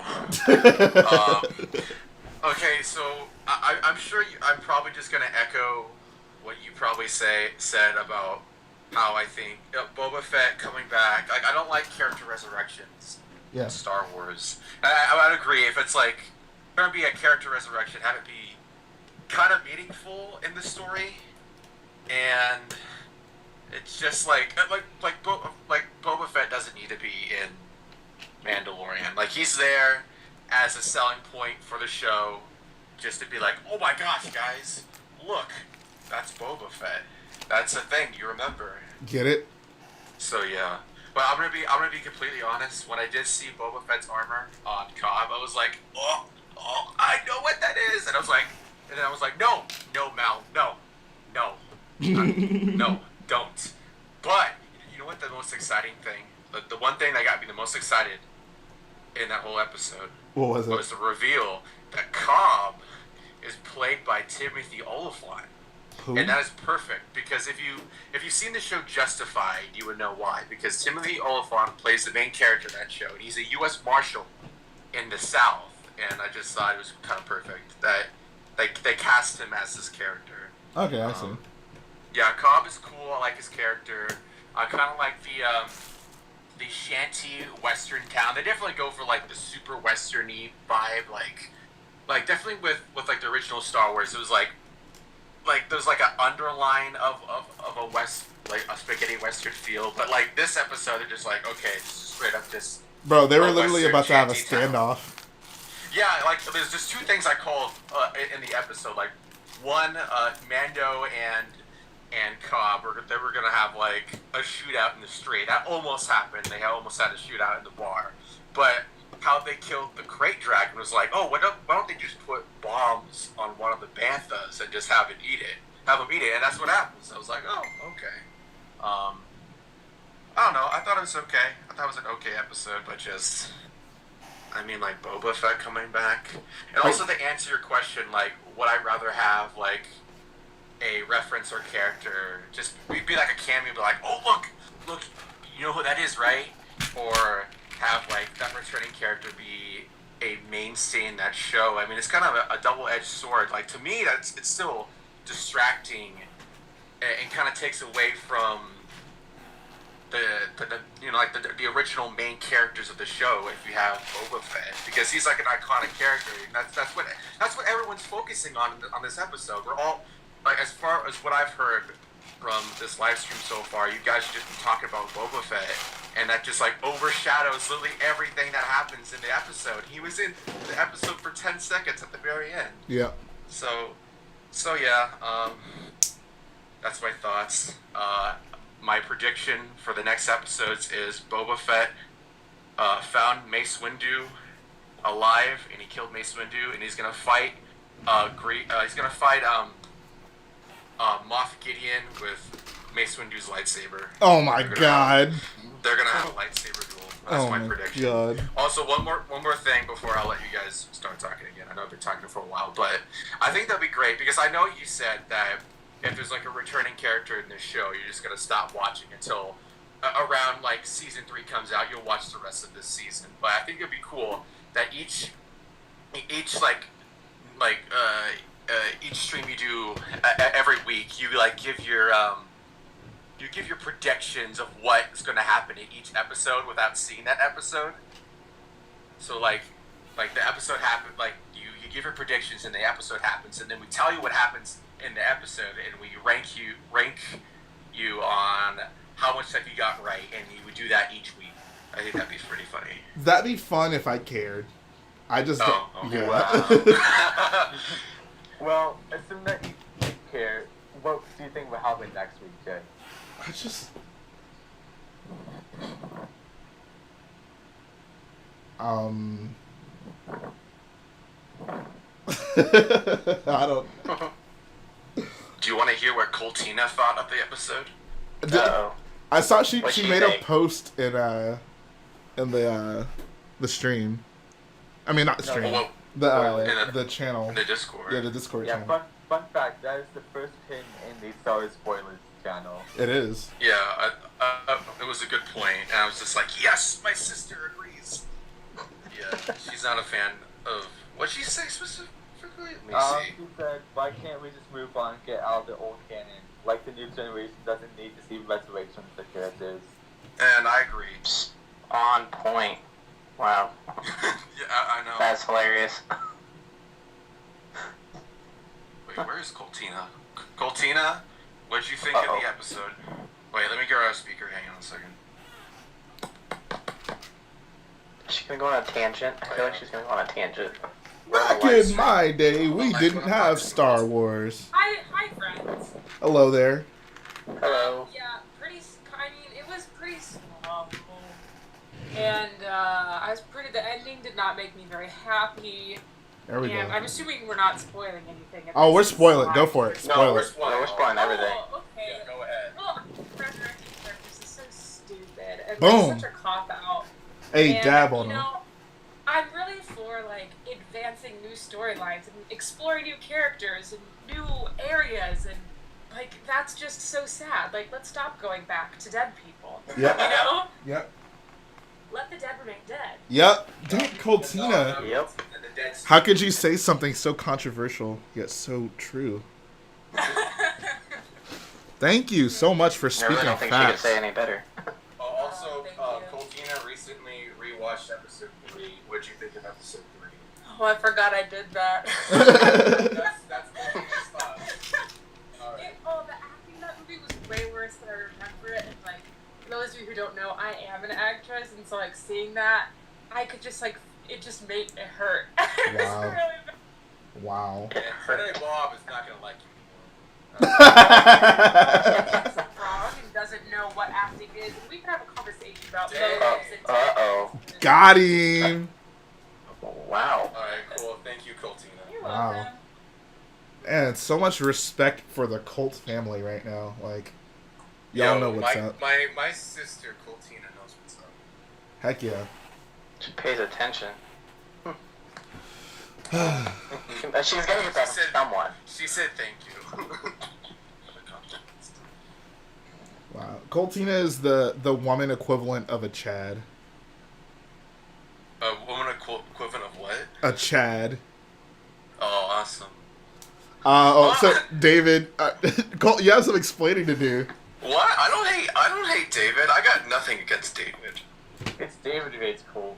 Yeah, I thought it was It's the other David way who has a around. problem with me. I thought, yeah. All I said was, one live stream, Mace Windu is a jerk, and now he's blacklisting me. I see how Wow. it is. David, you need to come on the stream and explain why you've blacklisted Colt. Like, Colt can't find any work now. He's been running I to know, various right? live streams trying to get on, but since you blacklisted him, no one wants to let him on. So Colt, we need to get down to the bottom of this. Yeah, I have to scrape to the bottom of the barrel and end up on a J live stream. Like, do you think I Ouch. want to be here? Ouch. All right, Colt, we've gone a little too far. Alright. Nah, you know. Yeah, that was a little harsh. Colt's like, I went crawling back to Jay's live streams. No, I mean, yeah, David. Like, why'd you have to do my boy Colt like that? Also, I'm curious what David thought of the episode. TK421 says, after seeing this episode, if Rey is considered a Mary Sue, Mando is for sure one. I'm not even going to talk about that. Unless you want to talk. Yeah, let's talk about that. No. Oh man. No, we don't have to talk about that. Okay, so David says, Jay, I'm sorry I'm late. What do you think of what they did with the Boba armor, then the reveal at the very end of the actual Boba? Before I answer this, David, I want to know how you think I felt about it before I answer it. And also how you felt about it. Oh, I mean, I already know how David felt about it. Come on. Come on. I can put it, like, I'd put $1 million down knowing that I know exactly how David felt about that. Yeah. He said, I did really like the episode. Very Western, very Cowboys and Indians. I enjoyed But the what did you episode think too. about Boba? Yeah, we want to know your Boba opinions. Tell us your Boba opinions. Bro, David probably crapped his pants when he saw Boba. He was like, "Oh my God, Meredith, do you know what that is?" He made the shocked David face from the Discord. Yeah, exactly. I want someone to do a Photoshop of David watching Boba and Mando 2 with the shocked David face. No, it's like a Mandalorian episode. Guys, let's hear about that new Mandalorian episode. Guys, Oh Boba my, Fett armor. oh my God, guys. Oh my God. Oh my God. I'm literally crying why am I crying on my couch right now? You know why? It's because I saw Boba Fett. What if it wasn't Boba Fett? What if it was like some random clone that got stranded on Tatooine? It was just a debate. Honestly, I hope it's Rex. I would still stop watching, but that would just be funny. If it was Rex, I would be more okay with it, but I still wouldn't be okay with it. Bro, At least it's a character that's actually alive, you know. at least Rex would be like, yeah, I like after the Battle of Lethal, I decided to change my life around. I started eating healthy, and I'm skinny again. He wanted to get a tan, and also maybe he had like health problems, so he had to go to like a climate with like humid weather. Yeah. So yeah, exactly. Because he's old, dude. He ages twice as fast as all the other people. He says, I'm interested in seeing where it goes. It does kind of make the rumors true that Ahsoka, Rex, Bo-Katan are coming this season, which is interesting. Yo, you know what rumor wasn't true? That Boba Fett was a woman. That's so disappointing. I would actually keep watching the show if Boba Fett was a woman, because that's just hilarious. Yeah, Well, Sasha Banks is Boba Fett. Like, that guy was not Boba Fett. Boba Fett's actually a woman now. I would start watching again. That would get me bro, back what into if it. Sasha Banks is Sabine, even though Sabine is Asian? But I mean, YOLO. I mean, Asia doesn't exist in Star Wars, right? Yeah. Fett Clan says, Goddamn. why you hate on my favorite character, Boba? I'm sorry. I'm sorry, but someone with the name Fett Clan, I'm sure, is probably very biased toward Boba Fett. Bro, Boba Fett's the coolest character ever. I loved him in Empire Strikes Back. Also, I gotta say that like Mando is way better than Boba Fett. Like Mando has so much more development, and he does so things. much more on screen. He has than Boba he has a Fett. functioning jet. Oh, can we talk about the jetpack thing? Oh my god. So is it just a thing now? If you hit a jetpack from the back hard enough, it just goes off randomly. Like, if that's a thing that's like a thing now, like why would anyone ever use those jetpacks? Like, yeah, I'm in a fight. Don't accidentally poke me from behind because my jetpack's just gonna go off. Like that. Like Not- that Don't was mind so that silly. Boba Fett's jetpack is PTSD, so whenever it gets hit in the back, it just goes off. But and Mando somehow knew that. Like, is Yeah. that not problematic for other people? Like, that's just so silly to me. Nah, he studied the Galactic Civil War history book. Yeah, he no. talked the chapter where Han Solo fights, quote unquote, fights Boba Fett. He was like, very interesting. Oh my Hit god. the stick on the jetpack and go flying.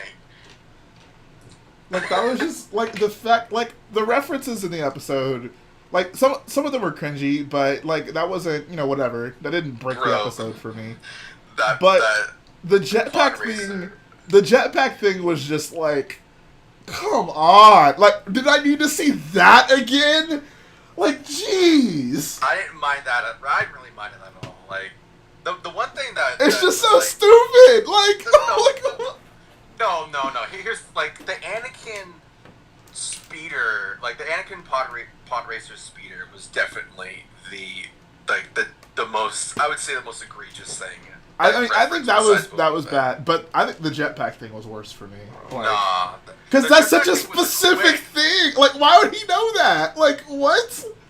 Like, so I is don't it know. canon now that that's just how all jetpacks react? And No, if no, that's no, his thing, then why would that be a problem? Like, I think It's so Mando s- actually knows that certain jetpack has a certain defect, so it's just like, I know where the because Mando weakness just is. know. Okay, so then is he? Okay, are we not He's a converging? jetpack connoisseur. Are we not converging on like Mary Sue levels? Like, oh yeah, Mando knows the specific configuration of jetpack. And if you hit it right here, he knows. Like that's. This is getting out of hand. Like, come on. All right, so I actually still have an answer. So David said, "Jay, I gotta imagine you didn't like the Boba Fett reveal at the end, but you did like the armor and the town marshal." So I don't know. Like, how do I feel about just the armor? Another just pointless thing in there. Like, whatever. Like, I don't care. I have no opinion on just the armor being there. I thought the episode was pretty good. Like, it was enjoyable. I had no problem with it. It was, I would say, it was like a 6.5 to 7, maybe. Like, it wasn't like amazing. It wasn't the best Mando episode I've seen, but it was fine. You know, it's whatever. However, my opinion on the Boba Fett thing, I mean, I've talked pretty extensively on stream and just on my channel in general about how I have just a fundamental objection to them reviving characters, bringing characters back, and I actually told myself before I watched the season, the moment they show like an old character come back, like get revived, or one of Dave Filoni's cartoon characters show up, I was just going to be done watching the show, and I'm done watching the show. Like, I watched episode 1, I enjoyed it, but I feel like at some point I have to take a stand. I have to be a man of my word. I have to be the change I want to see in the world, and I'm not going to continuously support the parts of Star Wars that I disagree with. So, yeah. Flo says Jay is salty AF. Is that really salty? I feel like I'm pretty level-headed about this. I feel like I could rage about this a lot more than I am, but it's just, I don't know, it's more saddening now.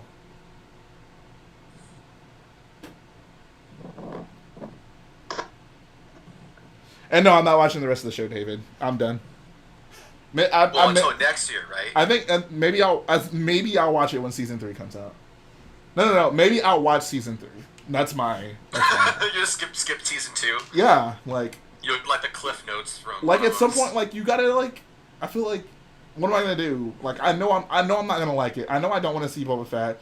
Like why would I put myself through that? You know, like I would rather keep my sanity and just like ignore it than keep watching these episodes, coming on the streams, ranting about it, keep watching it, coming on streams, ranting about it. You know, like if that like, I just, you know, I feel like at some point I have to do something. Like I can't write the writers. You know, I can't physically change it, but I can just choose not to watch it. Like that's my way of not necessarily protesting it, but just like maybe it is protesting. Like I'm not going to support something I don't want to see. And I think that's fair. People are saying it's an overreaction. I don't think so. Like I don't want to support something I don't want to see. Like if there's a bad TV show on and you don't want to watch it, you don't watch it, you know? Like that's what I'm doing. I am not going to continuously support what I feel to be like one of the worst things about Star Wars. Cuz like that's pretty depressing for me as a fan. Like I want Star Wars to be more than the things I remember. I want Star Wars to, and yeah, boycott is the word. I mean, it still is technically protesting it. Boycott sounds better. But yeah, like I at some point, you know, you gotta do something about it. Like, if you guys, like, I don't know, if you guys watched The Last Jedi and you didn't like it, like, do you just go back and watch it again just to re-anger yourself? Probably not. You probably just don't watch it. So, I don't see why this is so, like, crazy. Honestly, like, Maybe Mandalorian... it's just surprising. I mean, Mandalorian's just not that important to me. Like, it's just a TV show, you know? It's not a movie. I'll watch any Star Wars movie, sadly. But I'll do it. I'll watch any... Like, Star Wars movies are important to me. Mando, like, it's not crucial. Like, if I didn't watch Mando Season 1, like, I would still feel the exact same way I feel about Star Wars. Like, it was cool, but... No, it's not the end-all, be-all for me. There's enough other things in Star Wars that I get enough of. I mean, David did bring up a good point. He did make a Razor Crest, like an ECS Razor Crest. I've invested too much into it. I mean, and I watched season 1. Like, I got what I needed out of that. Like, I've seen all I need to see of the Razor Crest. You know, like, I'm happy I have that ship. Like, it's cool. I like that build. It's cool. David says, I don't know, man. You don't even know if Boba's gonna come back for the rest of the season. It's not a point. Like, it doesn't. He's gonna be in a lot of the episodes, I'm sure. It doesn't. It literally does not matter how much he's involved. Like, if it was a small cameo or a long, drawn out thing, like, that's besides the point. When you have a fundamental objection to something, it's categorical. There are no nuances to it. There are no exceptions. There are no. There's no way around it. Like, it is what it is. If they do X, I will do Y. Says Jay, I would push through second season because all your fans are gonna want your opinion, thoughts, review. So I'll just, like, people will tell me about it. I'll read spoilers. Like, I'll look into it. Like, I'll know what happens. Like, I'll keep up with it. But I'm not going to support it. I'm not gonna log into Disney Plus and give them another view for Mandalorian season 2.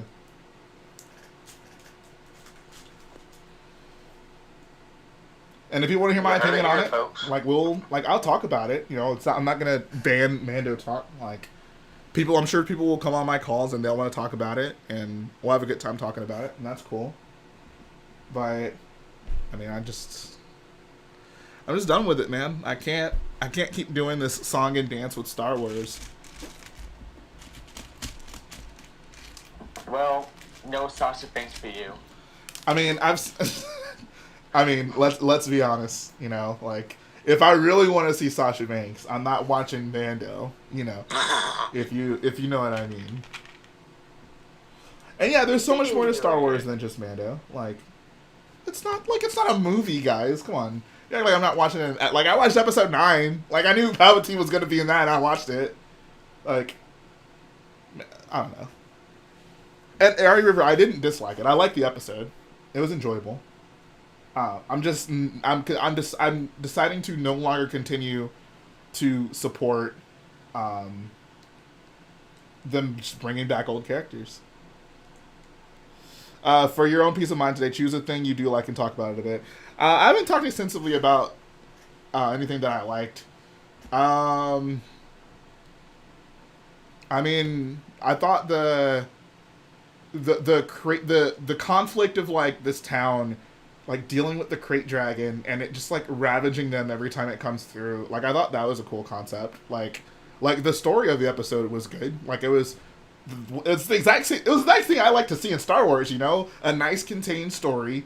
The threat felt real. Like, the crate dragon was obviously a big problem. People died from it, and they resolved it. Like, I love that, you know? Like, it didn't go too far. Like, it was exactly what it needed to be. And it was a fun watch, you know. It was a fun little Star Wars story to check out. Says, yo, in the meantime, Jay should try finding a new show to watch. I'm probably going to start watching Always Sunny in Philadelphia. I've heard good things about that, so. I've heard good things about that, too. I'm probably going to check that out. I'm still going through Parks and Rec, and I started watching Parks and Rec is so good. Parks and Rec is so good. Me too. Not necessarily in the episode, literally anything. Just take a breather. Oh, I feel you. I appreciate Enthert for looking out for my sanity. Real quick before I get into that, David says, I'm just shocked a 5-second reveal of Boba makes you feel the rest of the season isn't worth watching. I do feel it's worth watching. Like, I think, like, it'll probably be really good. Like, I'm sure it will be. It's just how I feel, man. Like, I try to be a principled person. I try to support things I like and object things I don't like. And I feel like I need to be the change I want to see in the world. And if I just keep supporting things I don't care to see, then that, like, it doesn't make sense. Like, I put it this way. If you guys said, hey, Jay, there's a book about Boba Fett, and it explains how he comes back and all this stuff, and, like, it's Boba Fett stories post episode 6, I'd tell you, oh, I don't want to watch that. I don't want to read that. Like, that sounds silly to me. Like, I don't want him to come back, so I'm not gonna force myself to do that. So, like, why would I force myself to do it just because it's Mando? That's kind of how I see it.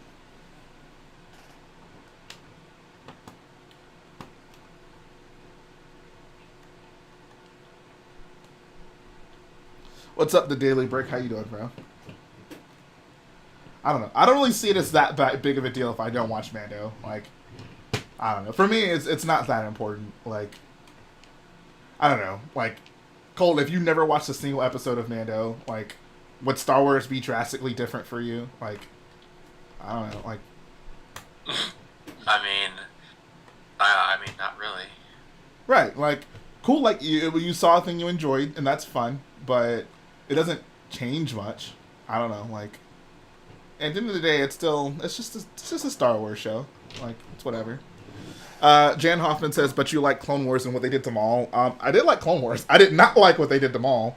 I talked about that pretty extensively. I did not want to see Maul come back. I'm not a fan of that. I absolutely objected to that. And you know what? Like, if this was the first time this happened, like, maybe I'd be like, whatever, you know, not a big deal. Like, oh, that's weird, but okay. But it happens so often now that enough, for me, it's just like enough is enough. You know?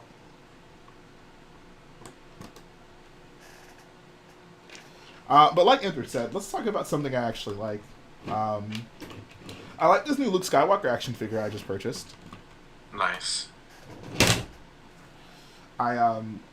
I really want... So the only thing annoying about this figure is his chin strap just does not reach to the other side of the helmet at all. Like, I don't know if it's supposed to. I'm going to have to message my friend about it. But, like, it just looks silly because the strap just kind of hangs off by itself. I don't think that's something positive to say, Jay.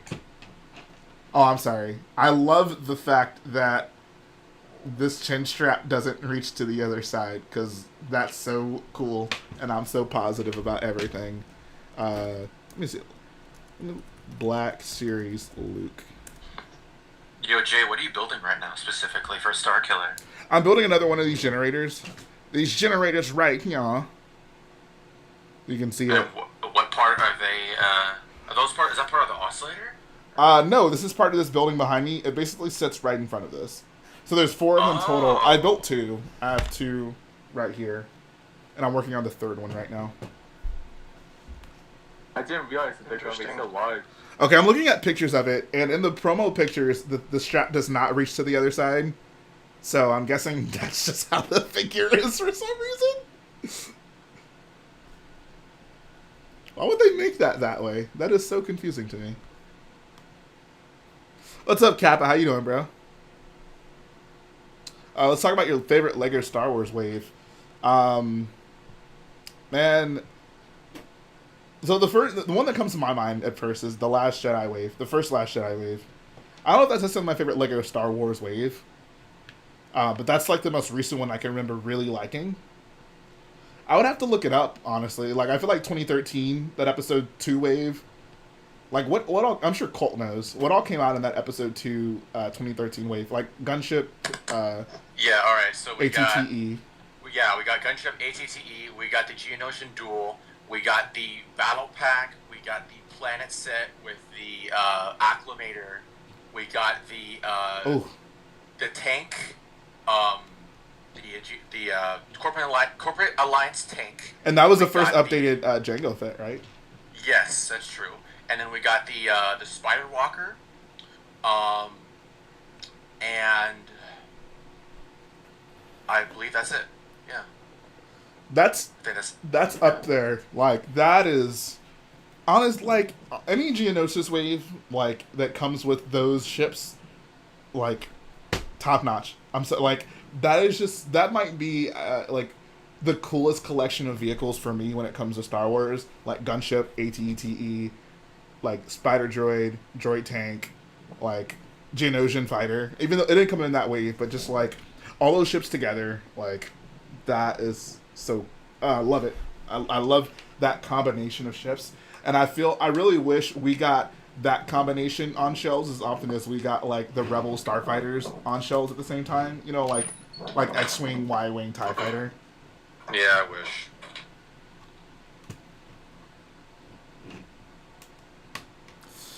Jan Hoffman says, "Could you elaborate more on what's bad about bringing a character back? I would say Clone Wars improved a lot when Maul was resurrected. I mean, that's debatable. I'd say Maul didn't really do much for me in Clone Wars. I'm not saying it's bad. It just I don't know. It wasn't my second or third favorite thing about that show. My thing is just that for when you're actually reviving a character who died, I have to use air quotes for it. Each time you demean deaths in Star Wars, so when the next person dies, it's like, well, I mean, they're only dead until they come back, right? Like if deaths are going to mean something in Star Wars, then I think there should be a sense of permanence with it. And if it's just as simple as, oh, let me write this character into my show because they were cool and people liked him, even though he died, then whenever another character dies, like, what's the point? Why care? Like, why react to it? Why does it mean anything? Why try to save people?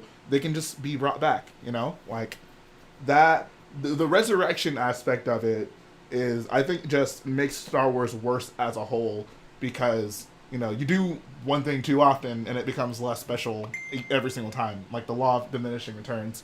Like, if one super important character came back in a meaningful way one time, like, that'd be a big deal and that'd be fine. But it's happening entirely too often now.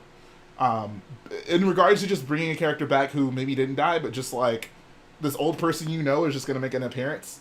That fundamentally, I mean, that isn't intrinsically bad. But with Star Wars specifically, I just feel like so much of Star Wars content is surrounded around nostalgia, fan service, showing you things that you've seen before. And I as a fan, like, I mean, yeah, that stuff's cool. Like, I liked it when they did it the first, second, and third time. But at a certain point, like, I want to see something new. I don't want for Star Wars to keep just relying on old things to make it interesting to me.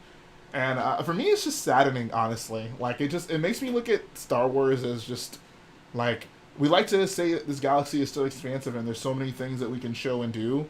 But none of that's ever going to be enough. So we're always going to need the added catch of, oh yeah, like, this is that thing you remember. So, like, if you didn't care, now you have a reason to care. Like, I think you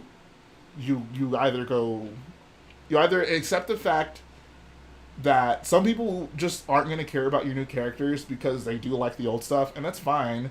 But I don't think everything in Star Wars needs to be a one-size-fit-all. Like, everything doesn't need to be oh yeah, we got something for fans of every character, so let's have them all show up so you can see the things you loved before. I think it's kind of lazy. Like, if that's the thing that people go for, then, like, where is the point? Like, where's the, I guess, motivation to write new interesting things?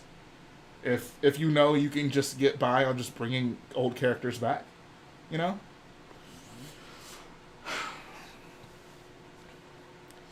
Brian Riff in the chat says he picked up the Anakin Jedi Interceptor set and the Resistance A-Wing with his girlfriend. Oh, girlfriend flexing. He says she really wants to get more sets once we move. Maybe we'll pick up the Razor Crest or try to build yours. You should definitely try and build mine. But if you don't, like, definitely get the set, because I think the set's worth having. It's a fun set. Heather Tunnel says, "Are you buying the Batwing?"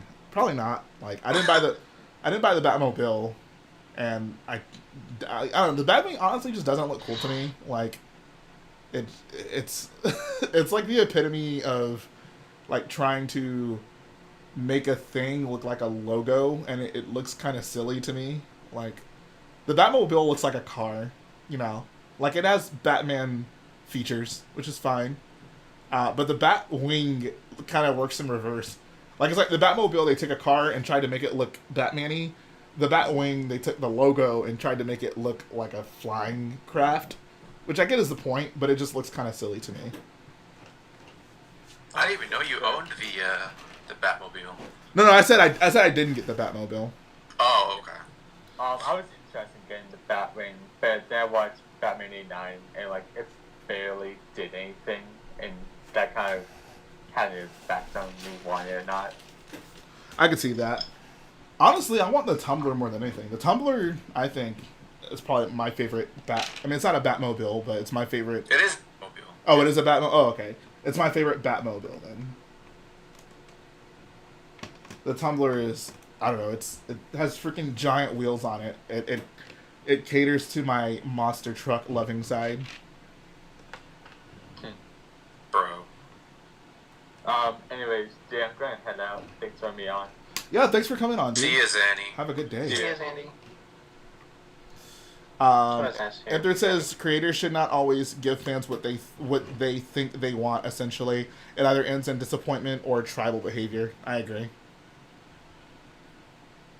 What do you think of Boba? Long story short, I enjoyed the episode. Didn't like that Boba's back. I'm not gonna watch the show moving forward because of that. Boom, straight to the point. Straight to the point, guys. I'm sorry. I had to do it to him. It's the only way. I can respect your strong feeling towards it. I am not in disagreement here at all. I promise. I've just been quiet. No, you're good, man. You gotta have some principles, man. You know what they say? If you don't stand for something, you'll fall for anything. And this is me taking a stand. We're just some seasonal fans here. That's what we are. Caleb says, if Ahsoka, Rex, Sabine don't appear, would you watch the rest of the season? Nope. No. Heck no. Nope. That one thing was my rule, and I'm gonna stick to it. I'm gonna stick to my rule.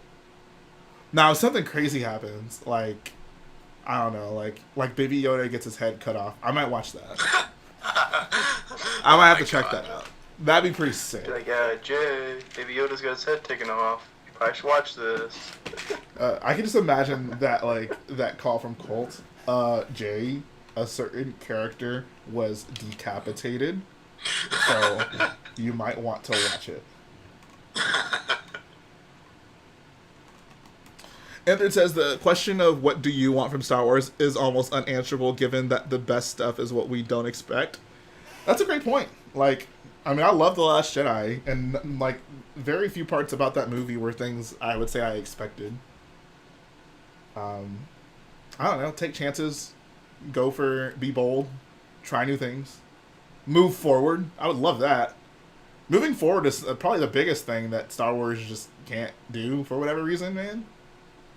Like let's move on. Let's take things somewhere else. Can it just be original?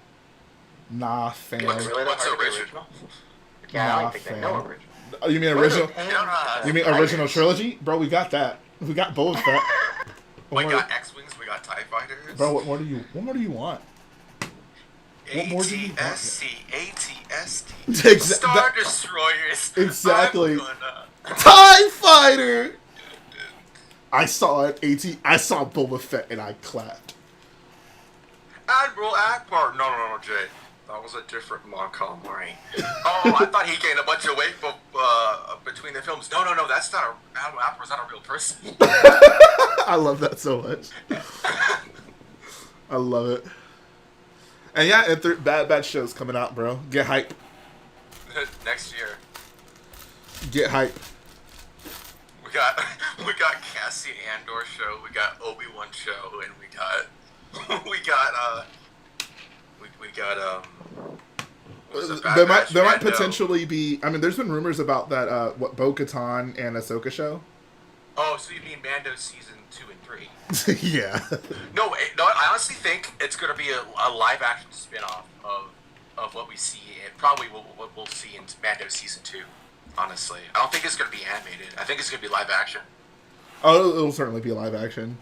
Yeah, I think Favreau is going to like take over the Mando stuff, and then like Filoni's going to do his own stuff with the Ahsoka and Sabine show or whatever. You think they finally trust Filoni enough to give him something like live action?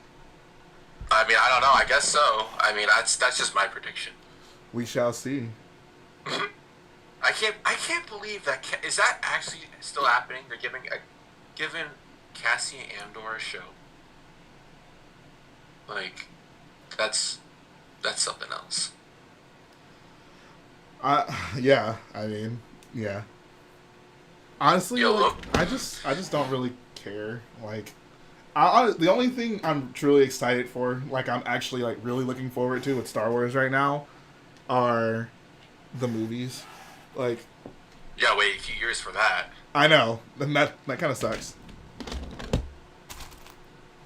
And through it's like, gotta admit, Cassian kind of sounds like my ideal show. Of I mean, course yeah, it is. like, I'm glad you like it. Like, by all means. I'll be okay if Cassian was in a show if he was like a minor supporting character. I just have no interest. Like, if Cassian, okay, here's the thing: if Cassian's in a show, then that means it has to be during the original trilogy, and I'm just so over that whole dynamic. I can't bring myself to get invested in another story about the Empire and Rebels. I just can't, man. I just can't. Like, even if if I tried my hardest, I couldn't. I'm sorry. I just don't feel it in me, you know? Like, I just can't do it. Is George Lucas a necessary component of good stuff? Oh, God, no. Absolutely not. Absolutely not. Jan Hoffman asked, is George Lucas a necessary component of good Star Wars stories? No. I don't agree.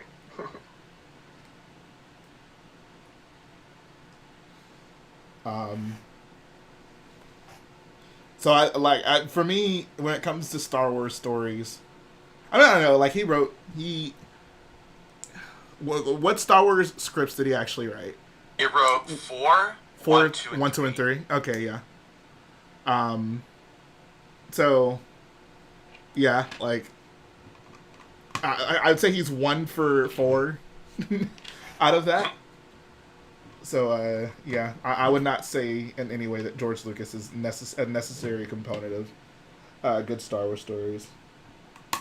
You know what is a necessary component of good Star Wars stories? Sharp teeth. Gotta have that sharp teeth. Resistance is kind of the closest thing to a breath of fresh air we've got, and people tore it apart. I mean, yeah, I liked Resistance. I enjoyed it. I watched the whole thing. I still need to see it. My sister wants to watch it next, and I'm like, Did you finish Rebels? Yeah, I finished Rebels. I talked about my thoughts on Rebels. I think like a couple weeks back. Aww. Can you give me a quick synopsis? I thought it was alright. I liked how it was more consistent than Clone Wars. At least it was like a story that was told in chronological order. I don't know. Some of the characters I liked, some of the characters I liked. Canon was my favorite. World Between Worlds was dumb. I thought Thrawn was okay. If you're gonna bring back Ahsoka from the dead, like, have her at least do stuff in the show. Like, Dave Filoni literally just brought her back from the dead just to put her in his pocket to use for something else. Bro, you gotta have Old Reliable handy. Yeah. Filoni move. Also, I thought the finale with that's the payoff being like space whales. They just decided to attack the Empire and just I don't know. Bro, where were space whales during the Battle of Crate? Where were space whales during the Battle of How come they Ensigil? use that transmission during the battle you haven't before? Imagine all these space whales just hold a maneuver at the Death Star at the same time. Bro, that would be amazing. just kamikaze just right into that exhaust port. Resistance says, I'm sorry. Enter it says Resistance picked a tone and focus and stuck to it. I agree. Like I thoroughly enjoyed watching Resistance because of that. Like it's the only piece of Star Wars media I've like other than films, well not even other than films at this point, that I've watched that didn't just seem like it was catering to me as a Star Wars fan. Like there were some references, like you saw some familiar things, but it was never the focal point. The show never relied on those things. It was always Resistance characters first.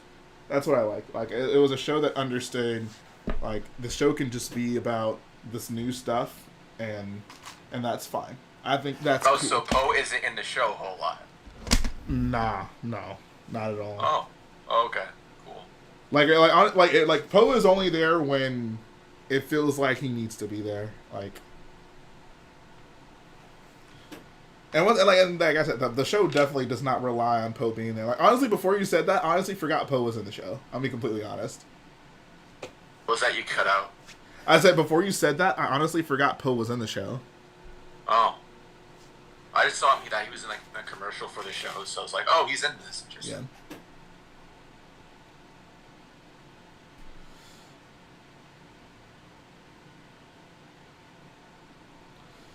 Yeah. Disney Plus should rearrange Clone Wars in chronological order. I would like if they had a playlist for that, just as a thing, you know. Obviously, you know, you want to keep the show the way it was intended to be watched. Like, you don't want to just change all of it like that. But it would be nice if that was an option. I agree. Someone said something kind of funny. Jan Hoffman says, but you don't think the corporate shift to Disney worsens Star Wars? So I find this so funny. Does corporate shift? Yeah, like does Star Wars seem any more corporate under Disney than it did under George Lucas? I say not at all. Like, there was just as much marketing. There were just as many toys. Like, I feel like under Disney, I mean, it's all, you know, whatever. Like, when the creators talk about Star Wars, they at least seem like, I don't know, passionate about it. Like, they're like, oh yeah, like, I've been a Star Wars fan my whole life, and I'm so excited to get to write these stories. Like, whether or not you like the stories, I don't think you can ignore the fact that, like, with all the films, it seems like a lot of passion goes into it. Like, there are some very passionate people behind those projects. When you go watch, like, the documentaries of George's prequels, like, I don't feel like you don't get nearly that same sense of passion from George. Like, they're, like, about to start filming episode 2, and George is like, oh, I better finish this script. Like, bro, like, this was such an afterthought to you, you couldn't even be bothered to finish the script, like, until a few days before you were shooting the film. Like, I don't know. I feel like there's much more passion behind Star Wars now. And, like, even, like, with, like, the supplementary stuff, like, George was just kind of like, okay, everyone else do whatever you want. Like, I don't care. Like, I have no hand in that. Like, do whatever. But, like, they have, like, a story group now, and, like, people, like, go to the story group to keep things consistent. Like, I don't know. I feel like they're... Like, obviously, Star Wars is just a huge fandom, and making money is going to be the number one priority.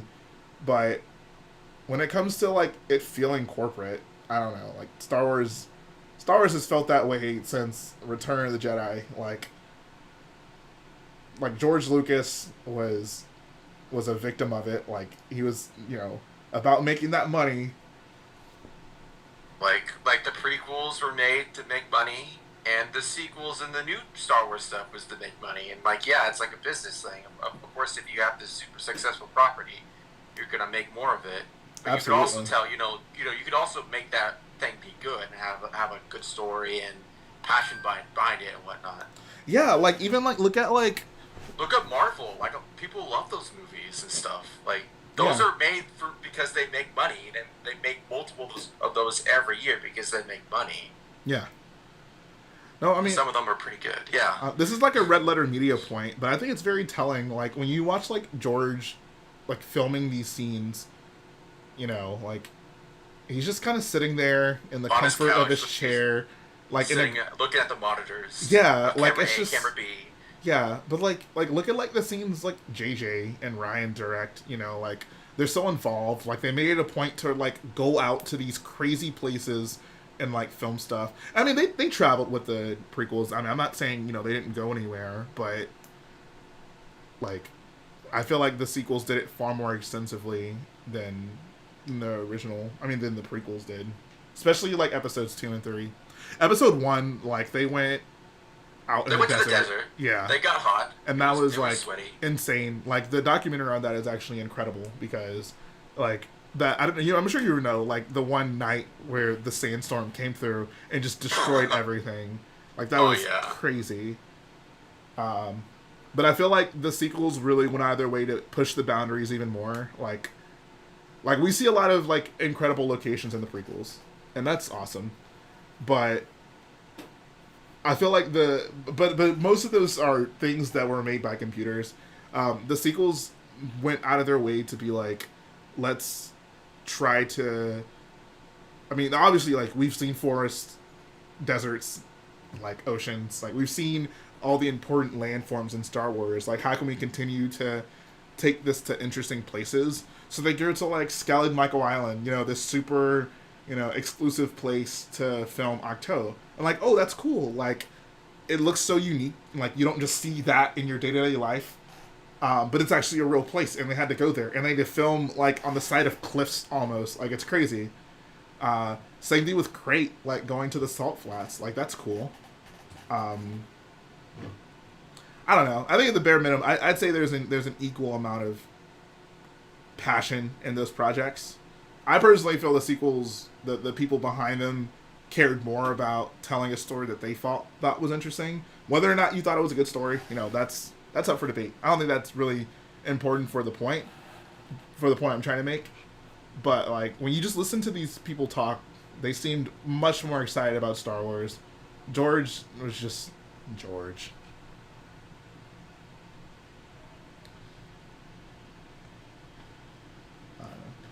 To be fair, George Lucas never really sounds excited about anything, so I think that's... Maybe it's unfair to expect him to be excited about it. Jay, what kind of style of villains do you want to see in a new Star Wars story? Brooding Sith and Empire are pretty overdone. I don't know, how about a faction of just dudes? That's pretty obscure. I don't know, honestly, just like... I'm open to anything. Like, I don't really care. Like... I feel like Kylo really worked for me because they so extensively explored his backstory. And even to this point, like, that's really the only main villain that they've gone out of their way to explore their backstory on screen. So, I don't know, try something like that again. I think that was cool. It was fun. Somebody says the Old Republic. I mean, Old Republic's always going to be a thing. I mean, I would love to see that manifest itself. That could stay by itself. Yeah, it'd be fun. That'd be so cool to see. It'd be different. Yeah, I would like any Star Wars story that is so just like removed from anything we've seen so far to basically just like make it impossible for them to rely on old things. Like it's hard to bring back characters. I mean, Dave Filoni would find a way.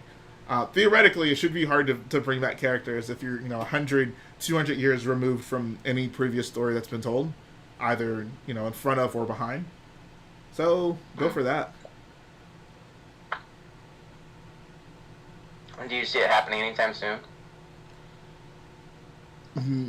I mean, I'm optimistic about the movies. I'm optimistic about the new movies coming out. I think there's a chance, there's a chance we get something unique with Star Wars when the new films come out.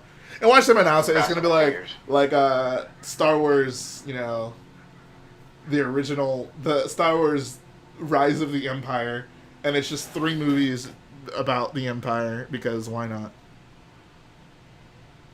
I don't think that'd be bad. It'd be really cool if Disney Plus made a series like the Bounty Hunter book where each episode is by a different bounty hunter. Yeah, that might be interesting. Honestly, I think ideally I'd rather not see an anthology series. Like I like a a chronological series. So I'd rather see one continuous story than many small stories. But I mean, if there's options, like if they're doing like do both, you know, you can do both. Go for it.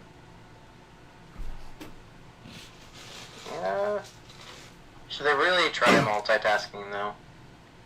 I mean, I mean, they sort of are right now. Yeah. Yeah, you're right about that. How are they succeeding at it though? But I think it's a work in progress. I'm not going to shut them down yet. Jay, have you heard I'll of? see where it goes. Jay, have you heard of Thor Sorry. Skywalker? I've not. Who is Thor Skywalker? Hang on, I think I know who that is. Let me look him up real quick. I think I might have seen one of his videos. Oh, it's a YouTube. Skywalker. I don't know what. My initial assumption was that it was some like EU character. Yes, I am Thor Skywalker. Oh, I know who this. Yeah, I know. I've seen this guy's videos. No, I mean like I've seen him like pop up in my recommendations. Have I watched any of these? I don't think I have. Yeah, I don't know. I'm not really familiar with him, I guess. But I've seen his videos pop up from time to time. Apparently, he's a sequel trilogy hater. When I used to watch those types of channels back in the day. Would you prefer if they left Boba dead but explored stories of him during the Empire? I mean, I guess I would prefer that, but I still just wouldn't care. Like, if they said, "Oh, we're gonna have a Boba Fett show about the stuff he did before episode like 5 and 6," I probably just wouldn't watch it because I just don't care. I don't know. There's no part of me cares about Boba Fett. I'm sorry. Is that controversial? It's your opinion. Yeah. Is it You're a entitled to controversial it. opinion? So, I mean, if your opinion is controversial, no, that's not something to really argue. I don't know. I've always Boba Fett's always just kind of been a toy to me. Like Boba Fett makes a cool toy. Boba Fett's a cool action figure. Boba Fett to me is not a cool character. He looks cool. He's kind of pointless. Yo, one of Thor Skywalker's videos says that even Kanye West says the prequels are better than the sequels, and he's right. And the thumbnail says sequels versus prequels. Disney paid the price for their lack of vision. Oh my god. He's one of those guys. You know that the prequels were planned and the OT wasn't planned. I don't think any piece of Star Wars was really planned. That was like a show, or that was like a movie, like a trilogy. No one wants to sit down and plan a Star Wars movie. No, I'm almost certain. I mean, for George Lucas to be like Jar Jar is key to all of this in episode 1, I'm almost certain like if he had his way, Jar Jar would have been a far more prominent part of 2 and 3. You know, if it was planned. If it was well thought out.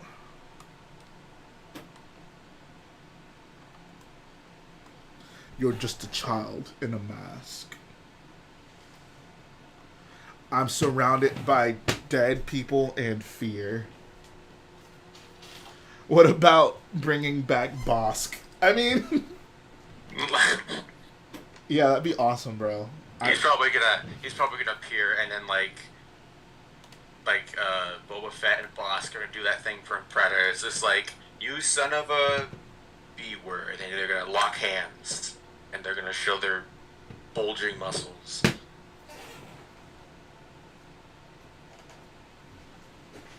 Apparently when George Lucas said Jar Jar was key to all of this, he was only referring to the digital effects. Which makes sense, actually. George is like, Jar Jar is key to all this, because if he doesn't work, then none of this does. Then none of this does. Actually was a pretty, actually a very innovative character, because he was like the first, like mocapped movie character. Was he really? At least like, yeah, or like a main movie character. Yeah, like main movie character, because like Ahmed Best was like actually on screen the whole time. He was wearing like a suit and stuff. So yeah. I had no idea like he was the first mocap character. Yeah, so he was kind of a big deal.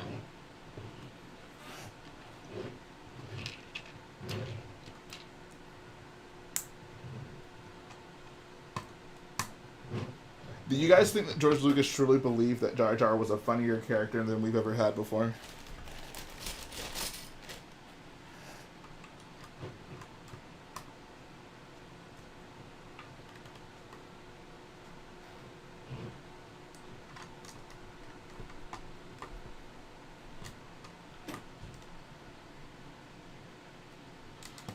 Pug Mug Jug says the back missile on Boba's armor in the new Mando episode is based on the rocket firing Boba Fett toy. Is it really? Like the one from the 80s that got cut, and then now it's like a super rare, like collector's item. Of course you know that. Yeah, because interestingly, like the original toy, like that was supposed to come out in the 80s, actually had a rocket that could fly out, but they cut it. They got rid of that version because it was like supposedly like a safety hazard or something like that. Poke your eye out. And so like there's only a certain amount that were made, so they're super rare. But yeah, like the toy that was mass produced was just like the standard jetpack that didn't have a rocket that could fly out. So yeah. Anthony says, "Where'd Cobb get another rocket for it?" I mean, they had like ammo and supplies there. I wouldn't be surprised if he found it from the Jawas. Honestly, they come across seemingly I don't think every it's a specialized everything. rocket.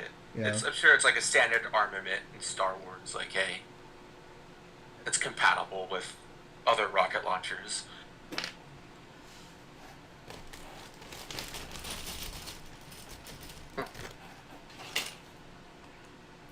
There was something, I don't know why, it was just something very humorous about him, like, having to lean forward when the rocket, like, it just, Yep. I don't know, like, it just looks kind of silly. I don't know how you can fix that. To aim it a little better. Right, yeah, but just, like, the aesthetic of, like, alright, rocket, go! He says, but Right, another and green one. I mean, Peter could have painted it in there, just to match. He was very concerned about his color coordination. I mean, it says the guy wearing like the red sweater underneath the green armor. Yeah. I mean, technically those are complementary colors, but whatever. I mean, the trajectory of a rocket is initially to go up, right? So if you bow down, it's going to launch straight, right? Well, if it launches towards the ground, closer to you. Well, it's interesting because he's got a targeting system, so he really did Right. actually need the bend down. Right? So, Like, what yeah. the hell? Why are you It's like bending a- down in the first place? it's like a javelin rocket launcher. You just like it like goes straight up and then it goes. And down. actually, I would love to see a character, like, throw a rocket like a javelin. Maybe that buff guy from the Bad Batch can do that. You actually can, like with like the RPG, like the real rocket launcher. Like there's this safety cap on the rocket, so if you accidentally trip like with the rocket, you don't blow yourself up because the rocket tip has like a primer on it that ignites when it hits something. So Well, there you go. yeah. Now, I want to see, like, a moment in the Bad Batch show where the smart guy is, like, trying to, I don't know, shoot someone, and it's like, oh, like, my weapon is disabled. So the buff guy, like, let me see that. And kind of like, you know how Popeye squeezes the can of spinach and, like, it Yeah. pops out? So he would squeeze the RPG like that, and then the missile would fly up, and then it would just, like, hit the target. Warning, like squeezing a banana out of a Yeah, peel. exactly. And it says it would look equally as dumb if he just stood there still, though. I don't know. I think it looked cooler if the thing just ejected while he was standing up straight. Like he just like And then he slow-mo walked away from the explosion. yeah, backwards.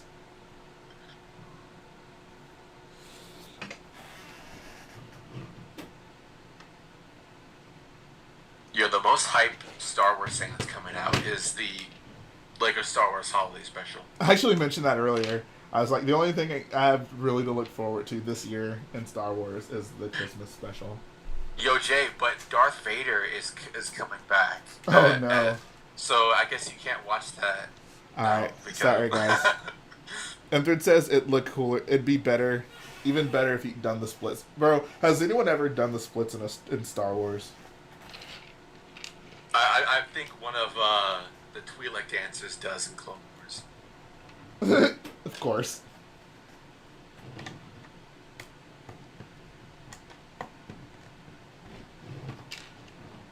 lie, this stream is kind of depressing. Whoa, why do you say that? I don't know. It's just... You realize you don't love Star Wars anymore? The vibe just seems sad. I'm not honestly as mad as you are, but... I don't even think I'm mad. Like, I've been far more angry about other things, you know?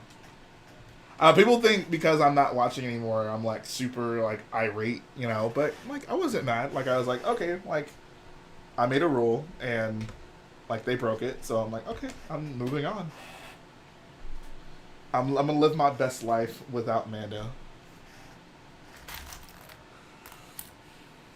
Have you bought any of the new Walmart exclusive Clone Wars Black series? No, I have not. I'm trying to think. I mean, I don't really care to get the Ahsoka. I don't really care to get the Super Commando clone. Maybe the 332nd, maybe. But other than that, I probably won't get any. It's a Super Commando clone. I mean, like the... Not what clone. are you talking about? The Super Commando Mando. No, the Super Commando... The Maul Super Commando guys. Oh, okay. Yeah. I don't... What are they called? I think they're just called Super Commandos or whatever. I thought you said Super Commando. I was like, what? I probably did on accident. Rich Boy J, I just realized my uncle likes Star Wars, so we had an hour convo. Most of the time it was me defending The Last Jedi. I respect anyone who spends their time defending The Last Jedi. I love people that get out there and fight the good fight. We need more people to do that. What is it with Star Wars shows and animal cruelty? Great point. I don't know. Watch The Last Jedi. If that really saddens you, The Last Jedi will make things better. Yeah, Last Jedi is pro-animal. Although it would have been pretty funny if, like, they let the father-years go, and they're like, oh yeah, like, we did such a good thing, only for, like, one of the guards to just, like, shoot all of them with a rocket, like, in the distance. It's like, oh. Yeah, one of the police gunships come in and just gun them all. Or all the father-years, like, they let the father-years go, and they just start running and all just, like, accidentally run off a cliff. Oh, yeah. Like, hold on. So, Colt, you have a dog, right? I do. Is your dog smart enough to not, like, run off a cliff? Yes. Yes. Okay. Like, He's dude. smart enough not to jump in the pool, like, go in the pool and stuff like that. Right, but that's, like, what, like, do animals, like, obviously they have depth perception, but, like, do they have, like, do animals understand the concept of, like, falling, you know? Yes. Like, oh, okay. If she's on an elevated surface such as a table, she wouldn't, like, fall off the table. Especially Really? now, Okay. since she's older, she's more timid of jumping off of high things. Okay. That's good to know. But I'm sure you would like to see my dog fall off a high thing. No, I would hate... Dude, come on. Everybody knows that Rich Boy loves the animals. I just wasn't sure. I wasn't sure if, like, animals were smart enough to not, like, run off a cliff, you know? I mean, they're not like sheep or pigs. Would a pig just run off a cliff? So why would a pig run off a cliff? I thought pigs were, like, super smart. I don't know, but a sheep would run off a cliff. Why would a sheep run off a cliff? Sheep are notoriously Because they're guided to. stupid. They are extremely stupid. They will just wander off. It's like a deer in the headlight. Yeah. So if you're riding a horse, could you, like, direct a horse to run off a cliff? Like, would it just listen to you because you're directing No, it? it would stop because it's I don't scared. know about that. Yeah. Yeah, horses are a little smarter than that. They get scared easily. Oh, okay. So when they realize you're going towards danger, they can sense danger. Interesting. According to my Well, the term animal sheeple friend. comes because you herd sheep together. I don't think it's because sheep are dumb. Apparently sheep are dumb, though. I mean, they're not very smart. Yeah, sheep are really dumb. They taste good though. You're a Not lamb. as dumb as droids, almost. Lamb is very... Dude, I had this lamb shoulder when I went to, Harvard. Monster Truck Show. No, it was Harvard, actually, for a debate competition. It was amazing. I forget what the restaurant was called, but it was so good. In Massachusetts. Yeah. Do you like rack of lamb? That was the only time I had lamb, so I have no That idea. was the only time. Okay, so if you ever come Bay Area for some reason, you could come over to my place, and my mom could cook us up some rack of lamb. All right, let's do it. Yum. Night of Brick You got says, the a key card? trained debater explains a little. No, I just love Star Wars. What was the topic of the debate? So I didn't, when I went to Harvard for the competition, I wasn't like debating a topic. I was doing another event called oratory, where you basically just recite a 10-minute speech. A 10-minute memorized speech about whatever.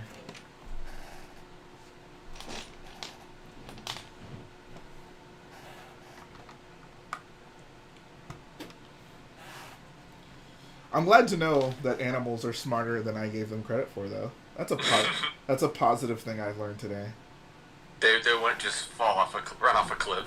I was concerned about that because, like in Red Dead Redemption 2, like honestly, this is like a dumb example, right? Like Red Dead Redemption 2 is not the end all be all for animals, but like you can just, if you're just riding your horse, like you can just run straight off a cliff, like. Yeah, I mean, that horse in that game is basically a car, so... Right. Although it real... Oh, one sec. Hey! Shout out to Lord of Bricks for the $10 donut. Let me read this quick. Because I'm going to drop this here because I can. Keep with the work on Starkiller, man. I love what you have done with the planes. Hashtag... Did he say Boyo Fiesta? Boyo Fiesta. Hey! Boyo Nation, Boyo Fiesta. Appreciate that, man. I really Bro, do. the Michael I've done it in a Scott. while. Thank you so much. And Breath of the You're Wild, welcome. the horses will stop if you go near a cliff. Like, if you're just walking near a cliff, the horse won't just walk off it. But if you're running, like, you can just run straight off the cliff. I think in Skyrim you could just run a horse straight off the cliff. Wow. Yeah. You're a monster. Streamlabs Prime. And yes, Red Dead equals real life. I mean, duh.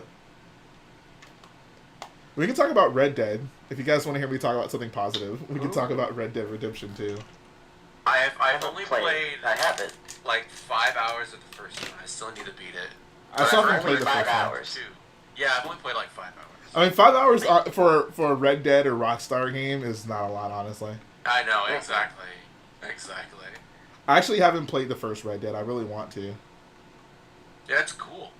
It feels like a mix between GTA 4 and GTA 5. There's like a lot of mechanics and stuff from GTA 4, but it has like the movement and shooting of GTA 5. It's very interesting. It is interesting. It came out after GTA 4, right? Yeah, it came out in 2010, so 2 years after GTA 4 and Gotcha. 3 years before GTA 5. Have you played all the GTAs, Cole? I've played GTA 4 extensively. I've played GTA 5 for about 20 minutes, and I've What? played GTA 3 for about 20 minutes. I actually own GTA 5, and I've only played it for 20 minutes. I need to actually sit down and, Bro, I like, wish I was focus you on the player. so I could experience GTA 5 again for the first time. Like, oh I my know. God. I need to play it. I have it for PS4, so I should just pop that sucker in and give it a whirl. Are you getting GTA... I'm sorry, are you getting a PlayStation 5? That's what I meant to ask. So for new console, I'm kind of torn because like the new Xbox, the new PlayStation, they're very similar, but they have like a couple key features. So, I mean, like if you want me to explain, like, Just which one do you want to get? I don't want this to turn into an Xbox Okay. v PS stream. But um, so will you for sure get one of them? yeah, I think so. Okay. I think I might get the Xbox first because I want to play Halo Infinite. Unless Halo Infinite ends up being a ginormous disaster. Have then I any guess I'll get Halos PlayStation. been a disaster? Well, Halo 5 kind of was, and Oof. Halo 4 wasn't the best either. Halo They've kind 5 of slacked a little bit. Halo 5 had an awful story, and it had like no content at launch. So I mean, yeah. If Jedi Bob was here or Ouch. David was here, they would agree. Jay, do you think Star Wars fans are fundamentally irrational? Oh, I'd never go that far. No. I mean, there's a lot of fans who I disagree with. I don't know. Maybe the majority fans I disagree with, but I wouldn't say. I mean, it really most of the time boils down to a matter of opinion. You know, like, so, and honestly, it often boils down to nostalgia. I think that's.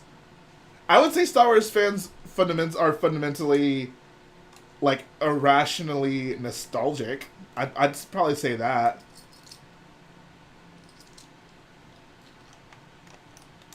What's up, 3 of 30? How you doing, man? Like, Star Wars has a huge sense of the thing from my childhood is better than the thing now. Like, just across the board. Yeah, I grew up with blank, therefore it's my favorite. Right. Nostalgia. I mean, nostalgia. That's a good question. Is nostalgia irrational? I'd say it's not. Well, nostalgia is not irrational just as a justification to like something, because things you desire can be pretty flippant. Like, I desire a red shirt because red looks nice today, and that could change at any moment. So, I mean, is that irrational? I'd say no. You know, there is a feeling that you feel that makes you want whatever.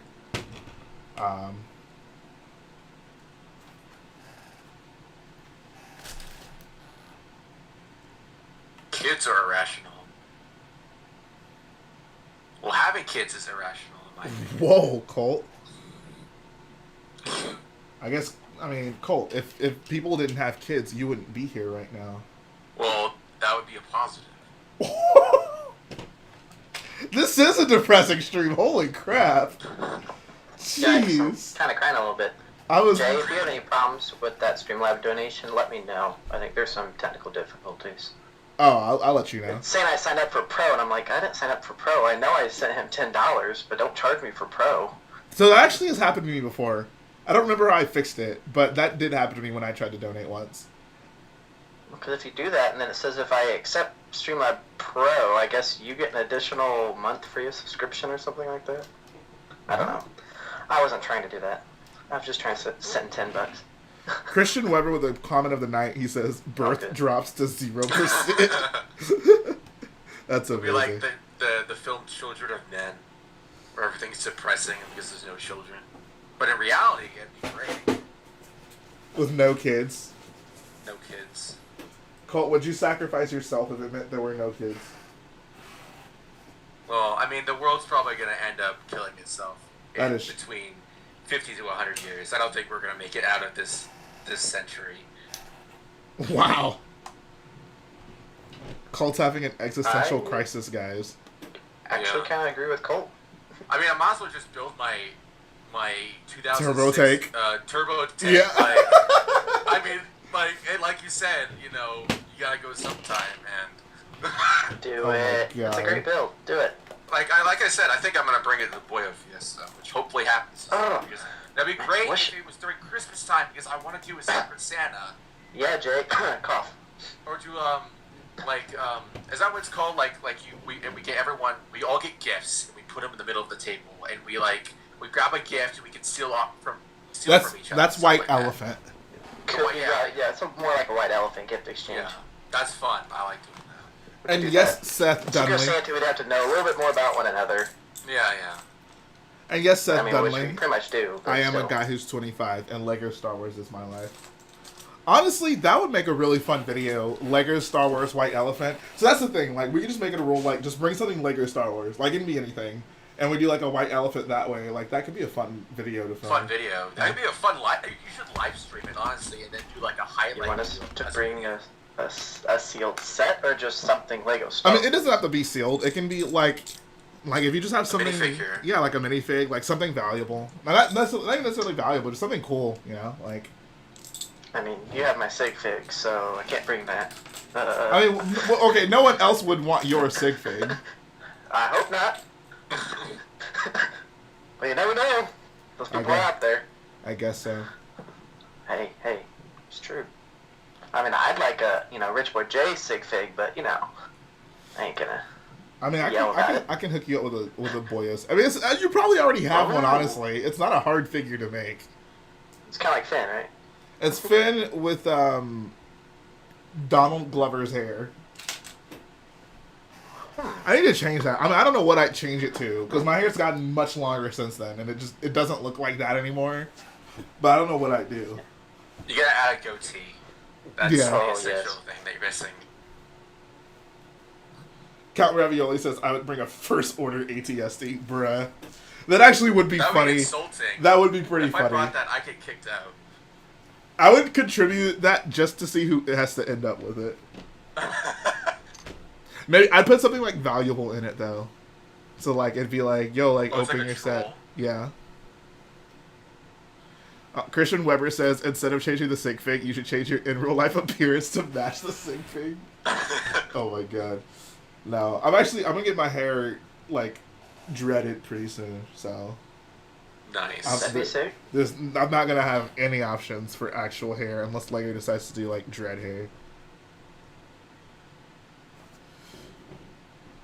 Yeah, I have an appointment to get my hair professionally twisted, and when is that? November 23rd. So yeah, that's happening. Thought about dyeing your hair. So I had my hair dyed for a while. I'm surprised no one's asked about that because my hair was blonde at the tips for quite some time, and it's just not there anymore. But actually, the funny thing about that is I didn't ever dye my hair back. All the blonde parts just fell off because what I did. So I wanted the tips of my hair white. I don't know why. I just did. So I dyed it, or I bleached it twice, too close to each other, and it just dried out the tips of my hair, and it just fell out. So I had dyed hair at one point. Interesting. Do you have pictures? Of me with blonde hair. Just Yeah. if you go I'm back trying to like remember when you did. go back like earlier this year to any of my videos, like it's definitely there. Sweet. I always like reminiscing. Yeah, I started watching some of your older videos not too long ago, like 13 years ago videos. Oh my Like, god, That's a okay. throwback. that Yes, is I a love throwback. this. Classics. I thought The it was great. wrestling. Bro, that Dude. was where I came up. That's when I initially became famous on YouTube. Gotta start somewhere.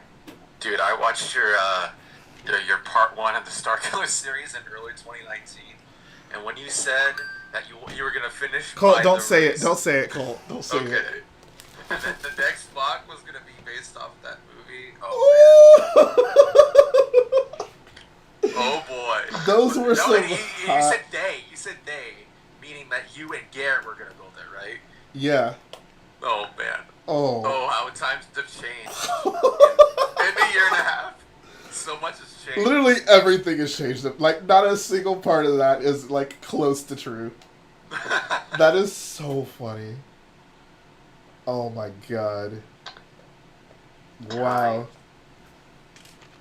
Hey Jay, so my aunt is gonna come up here and visit next week. She's from Houston. Okay. And I told her, I said, hey, you should totally take me home with you when you go back. She was like, okay, sure. I'm like, What? for real? Really? What? Yes. She's got a lot of room in her house, and I said, you know what? I'm still kind of looking for a job situation, so I'm kind of in limbo. So I said, hey, why not? Bro, that'd We'll be see. awesome. We'll Yeah, see. let me know. If it All the happens- bricks and Rich Boy J meet up. Bruh. I am so excited if that can happen. Sooner than Boyle Fiesta, I'd love if that could happen. But I'm really looking forward to Boyle Yo, Fiesta. that's sick. Bruh. Caleb says, LOL, I was about to ask if you're still gonna make an episode 9 mock. Yeah, that's gonna be a no from me, dog. No. So you gonna put some snow on that? Yeah. Sorry, guys. I know I promised it, but man, that's so weird. Like, if episode 9 was, well, I don't know. Like, I don't think anything would change the fact that I'm still working on Starkiller right now.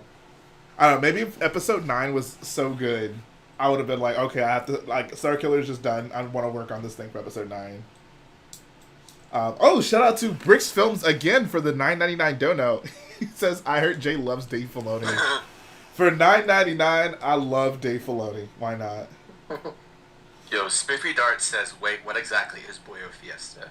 So Boyo Fiesta is basically a J-hosted private event that's his own brick fiesta that's showing off Starkiller, and he's inviting a few people over to his place.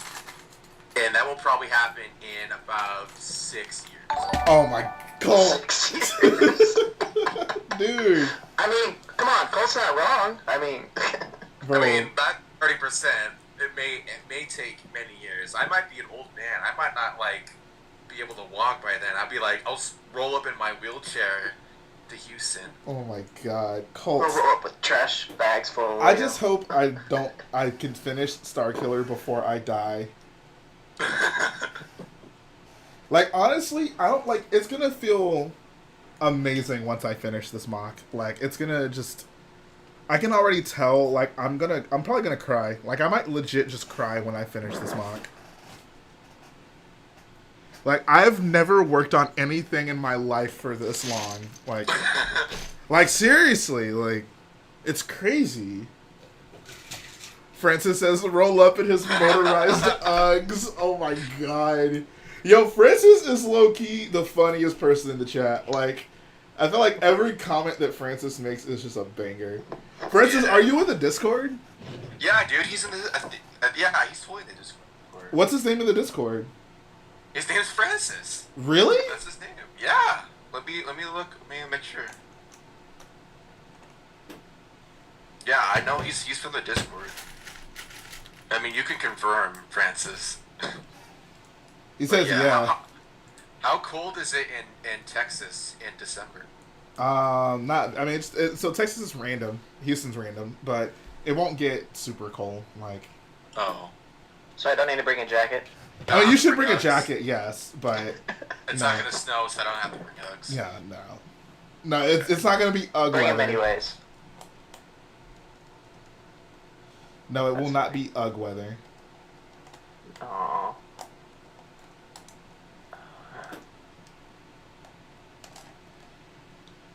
I know as much as Colt would love to wear Uggs. I think he should do it anyways. Yes, it Jay is. wants me It's to. Spooky Francis. Jay Bro, wants do me to you and show hold on? up. Do you and Coltina have matching Uggs? I don't know. I could check. Jay wants me to roll up to his house, looking like I did in a specific picture, which will not be publicly released until come I on, get consent please. provision. I'm not releasing that. I'm definitely not releasing that until I actually end up at Jay's house, because I'm probably gonna do like my face reveal at his house. Bro, are you embarrassed of your You can't Uggs? just... No, that specific picture I'm not releasing. Oh, okay. Oh. So, what about a PM, no? A what? A PM. What do you mean a PM? A private message. Oh, it's you know, you can find it. It's pinned. I in think a I specific know where chat. it's at. It's pinned in a specific chat, in a specific place. It's been so long. A Because dark we've been place. friends for so long. I'm gonna find it. This year has honestly been like the longest year of my life. It's Like been long, so much, but it's been... so much has okay. happened. So much has happened to me personally. Like I've just like grown and changed as a person. What, you got a since the beginning of girlfriend? this year. No, just personally. Like I've, like, not to get super specific right now, but like I've just dealt with a lot of personal demons over the for like many years, and I'm just like finally, like, I don't know, just like getting the help I need and just moving nice. forward with stuff, and you know, trying to be more positive and getting healthier and stuff like that. That's what's up. A healthy drink on me. I'm happy Yeah, to and hear it's that. been cool. Like Howdy, Cole. it's been cool like meeting you guys stuff, because like really this year is when I really started getting involved in this community. Like I only made my channel / account like October of last year. I was kind of like a lurker for a while, but yeah, there's a lot of great people in this community. So Yeah, shout out to all of you here. like And Francis. it's really cool. Just that's all I want to say. Jamin Grove says We love having you your too, Cole. It's okay. Jamin Grove says having your girlfriend Jay. does that to you. Oh. Bro, Boyo Fiesta 2021. We're all gonna have girlfriends. It's gonna be lit. To the actual... I'm prophesizing that all boyos will get girlfriends next year. Now you What, better... pray did for you me. say? Did you say Boyo Fiesta 2021? So you're saying that the walk won't be finished this year? No, I'm saying that like for And the the next the one. second annual Boyo Fiesta. So this could be a yearly thing. I don't know. It might Yes. be. We'll see. I think we could do it. Yeah. So by the time you finish your next mock, which will be no, actually I have no clue, but Bro, you know that my next mock is gonna be I don't know. From Max episode on 9. This one. you thrown out like 16 different ideas. Mm-hmm. It's all to keep you guys. What you guys don't know is my next He's mock trying is to throw us off. secretly just gonna be Starkiller Base 2. So oh wait, never mind. I was gonna say the Death Star, but technically that's Starkiller base. That's Starkiller Base. 0.5. Yeah. Now you know how people say like if such and such is so good, why isn't there such and such too? Never heard that joke? No. Jay, are you gonna have a wife in a year? Is that gonna have a life or a wife? Yeah, a wife. Christian Weber goes, nah, Jay will have a wife by then. Oh. What? Did I you mean, have I a don't wife know, in a bro. year, Jay? I mean, Jay's a player, but I don't know about him. I mean, I don't know, bro. If Janina Gavankar gets back to my DMs, you know, bro, like she sees I'm still out here building mocks, you know, anything can happen. I mean, bro, she already was so excited to see that I built Vardos, so you know. She should be. Maybe Daisy Ridley. I mean, even though she's not even on social media, so she'll never see it. Yeah, Daisy Ridley's gonna totally hit you up. Yeah, bro. She'd be like, "Hey, you want to go back to Jakku tonight? Yes. Let's go back to Jakku." And yes, Christian Weber, that was real. Janina Gavankar actually saw my Vardos mock. It was pretty cool. It was a highlight of last year for me. Yo, the freaking official Star Wars Twitter better tweet out your mock again, like they did last time. What was so weird about that, they tweeted out my mock so late. Like, the mock didn't even exist anymore when they tweeted it out. Like, it was just so random.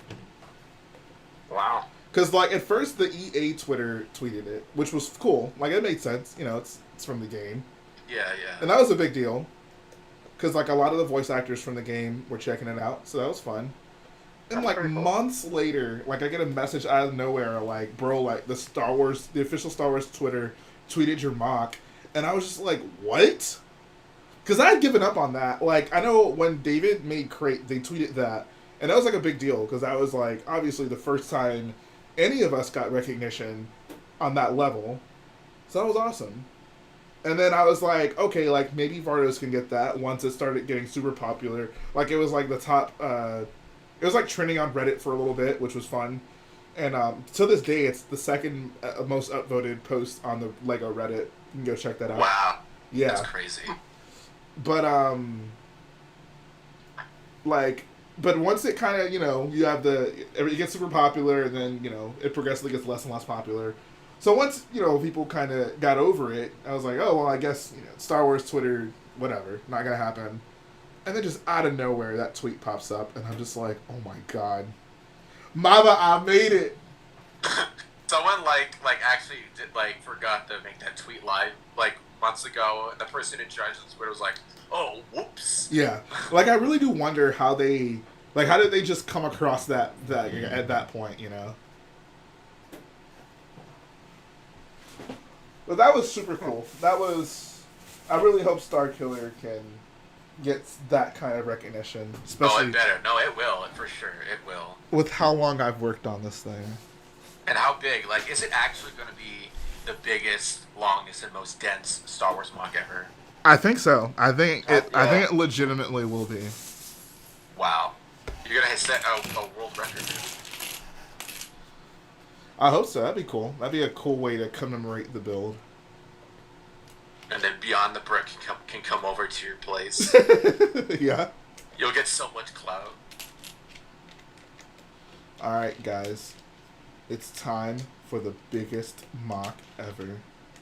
Yo, what you should do, if Matt comes to Boyo Fiesta, he should bring his Beyond the Brick shirt and do, a Beyond the Brick-esque, walkthrough, or, a parody or something. That'd be really funny. Mocks. So, Like a have mock you seen interview. that video of the Beyond the Brick parody that we did at Brick Fiesta when we took Crate there?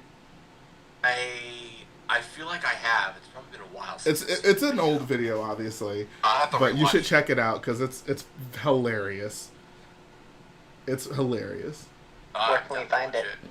I think it's on Matt's channel. If you look up, I want to see if you look up Beyond the Brick. Hold on, let me look it up real quick. Let me see how you can find it. I don't remember the I exact just title. figured we'd make sure for everybody else in the chat. Yeah, I can post a link actually. Beyond the Brick You better. Crate parody, maybe.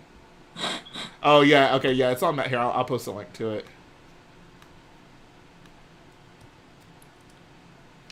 Comics got a good point.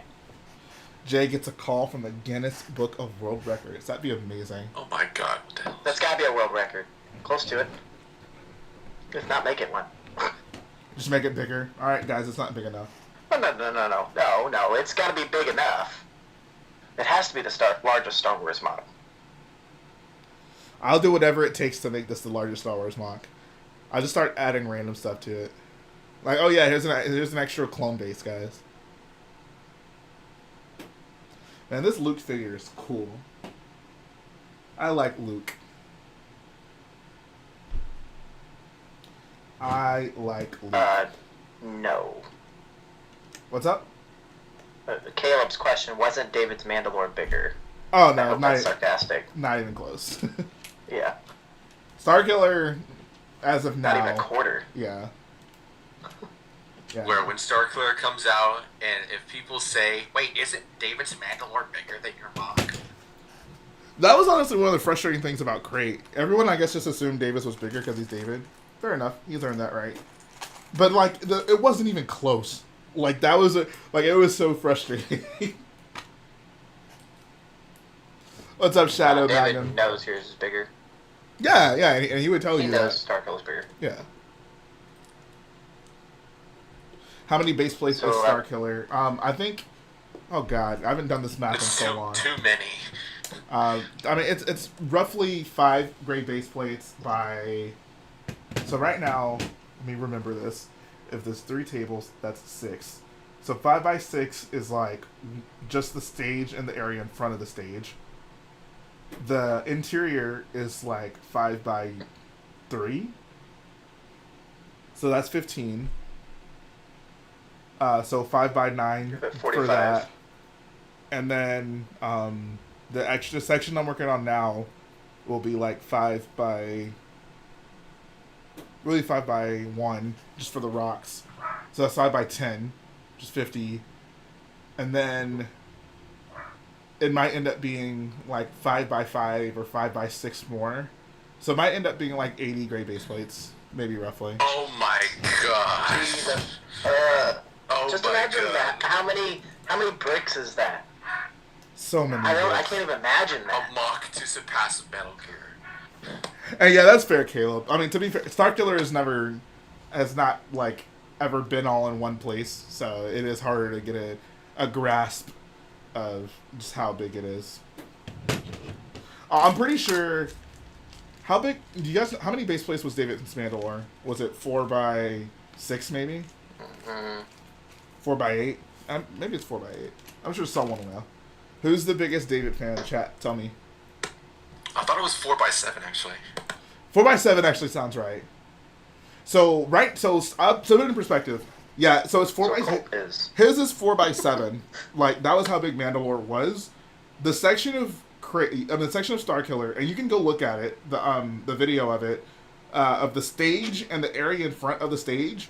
That is basically 5, technically 4 2/3 by 6. So just that section alone is like a row of base plates. I mean, actually that's probably just as many because there's only 4 wide. So yeah. So basically 30% of Starkiller is the size of Davis Mandalore. That is insane. What am I doing with my life? Oh my god. You've had a lot of time and you just didn't want to change anything else. Apparently. You've also done different parts of your series, though. You know, your mock showcase series, your minifigure series. That is true. Jake got over his head for sure. He's had a lot of time on his hands. I mean, I don't blame him. I'm only finishing this so Colt doesn't scold me for for not finishing. I know if I didn't finish this mock, Colt would never let me hear the end of it. He's not the only one. Appreciate that, Caleb. And yeah, I don't think any of you. I'll keep reminding you. Hey Jay, when's Starkiller done? Let's go. Yeah. Like, wait, let's go, Jay. I don't think anyone would let me live that down. I wouldn't let myself live it down, honestly. I really do want to see this mock finished, man. I need to stop putting so much detail into stuff. Like, I spent this whole week... No! The detail No, that's what puts you apart. Like, Yes. I've spent this whole week building these. Like, this could have been so much more simple if I just wanted it to. Bro, Sorry, what are they again? reinforcements. You gotta go find Garrett on Octo. So it's gonna sit basically like, I mean, you can't even see it, like right here in front of the building. I mean, heck, I'll come down there for the weekend right now. You can tell me. Bruh. Honestly, once I start working Don't on... trust me. Once I start working on, like, the trench and the section next to the oscillator, I'll probably need some help just placing white tiles, because there's going to be Oh, I'm a down. lot. There will be a lot. Spiffy Dark, the other person in the call is Lord of Bricks. Oh, I Yes, just I am. Hi. Do I still like Starkiller Base? You mean, do I like it in canon, or do I still like this mock? I still like the mock, thankfully. I don't hate it yet. Alvin and the Squirrel says Jay is your favorite Star Wars character. That boy Luke. Nah, I'm kidding. It's actually Commander Vaughn. I'm sorry, Captain Vaughn. I wish he became commander. He died too soon. Instead, we got stupid Rex. I know. Rex didn't deserve to be a commander. Yeah, freaking Vaughn deserved to get that promotion. Rex Hey, Jay, was can I answer someone's question? real quick. Rex was a traitor to the Republic. Sorry. But go ahead. So BrickX 28 asks, "Hey Jay, should I get the Treehouse or Barracuda Bay?" Can I answer this question? Go for it. Barracuda Bay. Yeah. Cause I just got it at Barnes & Noble for like 20% off. Really? Yeah. Yeah, I got a being a gold member at Barnes & Noble, and I was surprised that it was even there. Because I know, isn't it a LEGO store exclusive? The I just Barracuda was Bay really is surprised to see it at Barnes & amazing. Noble. That set is fantastic. Like I own both the Barracuda Bay, and I also own the NES, and like Barracuda Bay is such a better value than the NES. Oh yeah. I like pirates. Like the NES, I just kind of bought for the NES, and I haven't even built the TV yet. Oh wow. That's like the coolest Yep. part. What? Yeah, So that's I just Jay, like halfway finishing his Starkiller mod. You're halfway finishing the set. I know it's. Oh. Man. It's GK, okay. We still love you. It's okay. GK Bricks asked, would I ever build a Jabba's Palace mock? Absolutely. I would love to do a large-scale Jabba's Palace. That'd be super fun. With, like, the Rancor pit below Talk it. about tan. Ugh.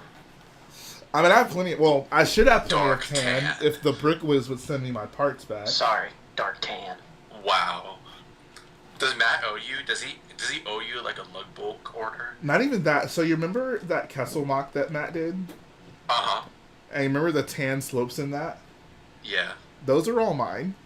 Oh, Yeah. that was like 2 years ago, though. Exact- Almost 2 years ago. Exactly. Wow. Delta Still owes you them? Yep. Dang, that's longer than David owing you for the Delta Squad. Don't even get me started on that. Don't even get me started on that. David had the nerve to post a picture of Delta Squad on his Instagram the other day. I was like, am I a joke to you? Am I a joke to you, David? The Lone Wiz. Is that a trick question? Yes, it is. No. Oh, I better. I'll answer wisely. There you go. When I built the I'm battle not answering of, at all. when I built the Battle of Exegol, like the space battle, probably not the entire space battle, but I would build the surface of the Star Destroyer that Finn gets on. That'd be fun. I would do that. Is that with the horses? Yep, with the horsies. Horsies are cool. Yeah. Horses are cool when they're not running off of cliffs. Yeah, they look better in, my Castle theme stuff. Dead Redemption gave horses a bad name. Yeah, yeah. Speaking of which, I really still want to do a Red Dead mock, and it will happen at some point. Ooh. I actually bought this set, and I haven't built it, but I bought the The Stagecoach set from what's that movie called? Lone Ranger. I bought Lone that Ranger? set. Yeah, and I still haven't built it. Slacking. You must have been too busy with Starkiller. I mean, pretty much. He's always too busy with Starkiller. It's Unless on Sundays he's Except too that busy break watching- he took, waiting on parts. That too, in football. Yeah, and he's too busy watching the Houston Texans getting smashed every Sunday. Colt, stop talking to me about football, bro. Uh-oh. Like that actually triggers me. That I get upset about that. I don't really get My upset about. secondary team lost my primary team. I don't really get upset about like Star Wars too much anymore because I've just it's happened so often lately. The football is still very Football's the last straw. yeah.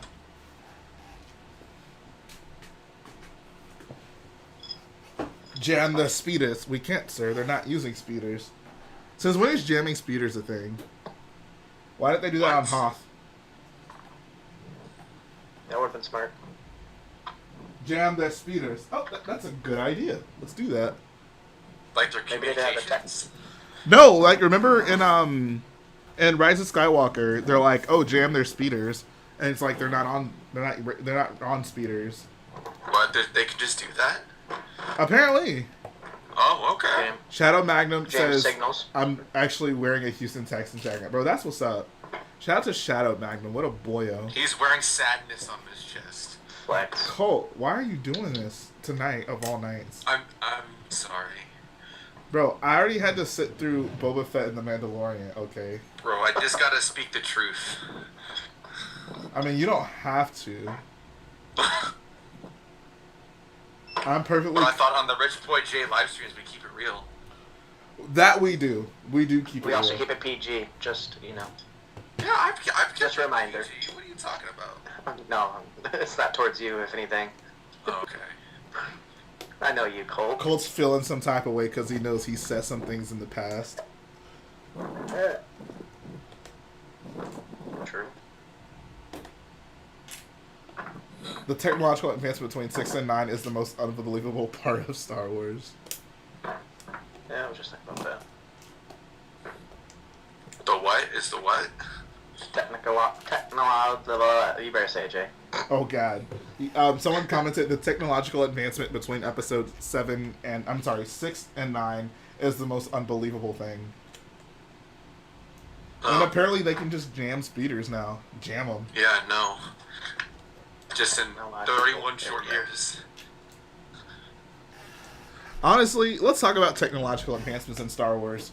So we don't see it super often, though we see it in subtle ways, like Anakin's hand, and Yep, and Luke's can. and the Anakin and Luke's hand is what I meant to say. The Bacta suit, I thought that was cool. You don't need an entire tank; it's just a suit. I think the ATM-6 might be my favorite like technological advancement we've seen.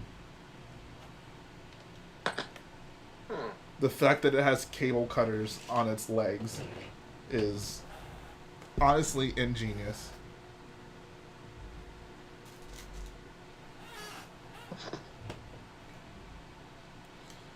What other technological? Oh yeah, hyperspace tracking. Hyperspace tracking just makes sense because, like, that's obviously a big problem.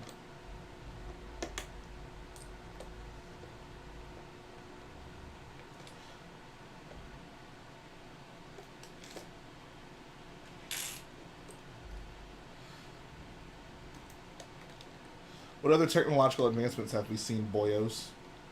I'm thinking. Technological advancements. Well, I can think of a technological.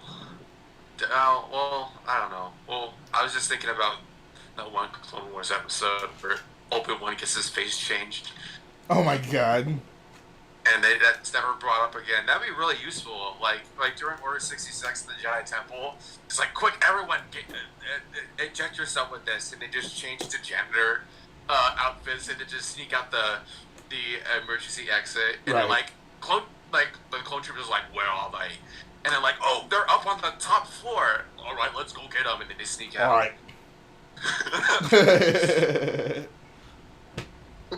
All right, Bro, guys. if only the Jedi were that smart.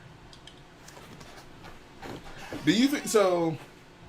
Like, if Order 66 happened, I don't know. Ooh, there's one. Ty's having hyperdrive. What about the hyperdrive? Ty's. Oh Ty's yeah, having hyperdrive. that wasn't. That's one. Yeah, I mean, yeah, that is actually, yeah. Although, do the normal First Order ties have it, or is it just the Special Forces ones? I don't remember. I don't think it's remember Special either. Forces. I know the Special Forces. I don't think definitely all have of it. them. I'm just remembering an episode in Rebels. And they have that TIE fighter that can... Yeah, the TIE Defender. Yeah. Mm-hmm. The one they That's what never I'm thinking. used. Right? No, the prototype didn't get off the ground because they blew up the... what's her face blew up the fuel tanks. Right. What a dummy. But I understand, like, was that technology just lost with that specific installation? Like, there was just no way after that? I mean, I don't know. I mean, I guess so. That was like... I don't know. That was like the special project that Brown was overseeing. It was the TIE Defender project. Right. I don't know. I guess so. So they wouldn't have the data stored somewhere? Here's the thing. This is 1970s technology in space. They don't got USB hard drives. Well, they sort of do, but I mean, they don't have the cloud. All right. They don't. Got I was the gonna cloud. say, like, the entire plots of, like, episodes 4 and Rogue One could be avoided if the Empire just had a cloud. Or had like email, like.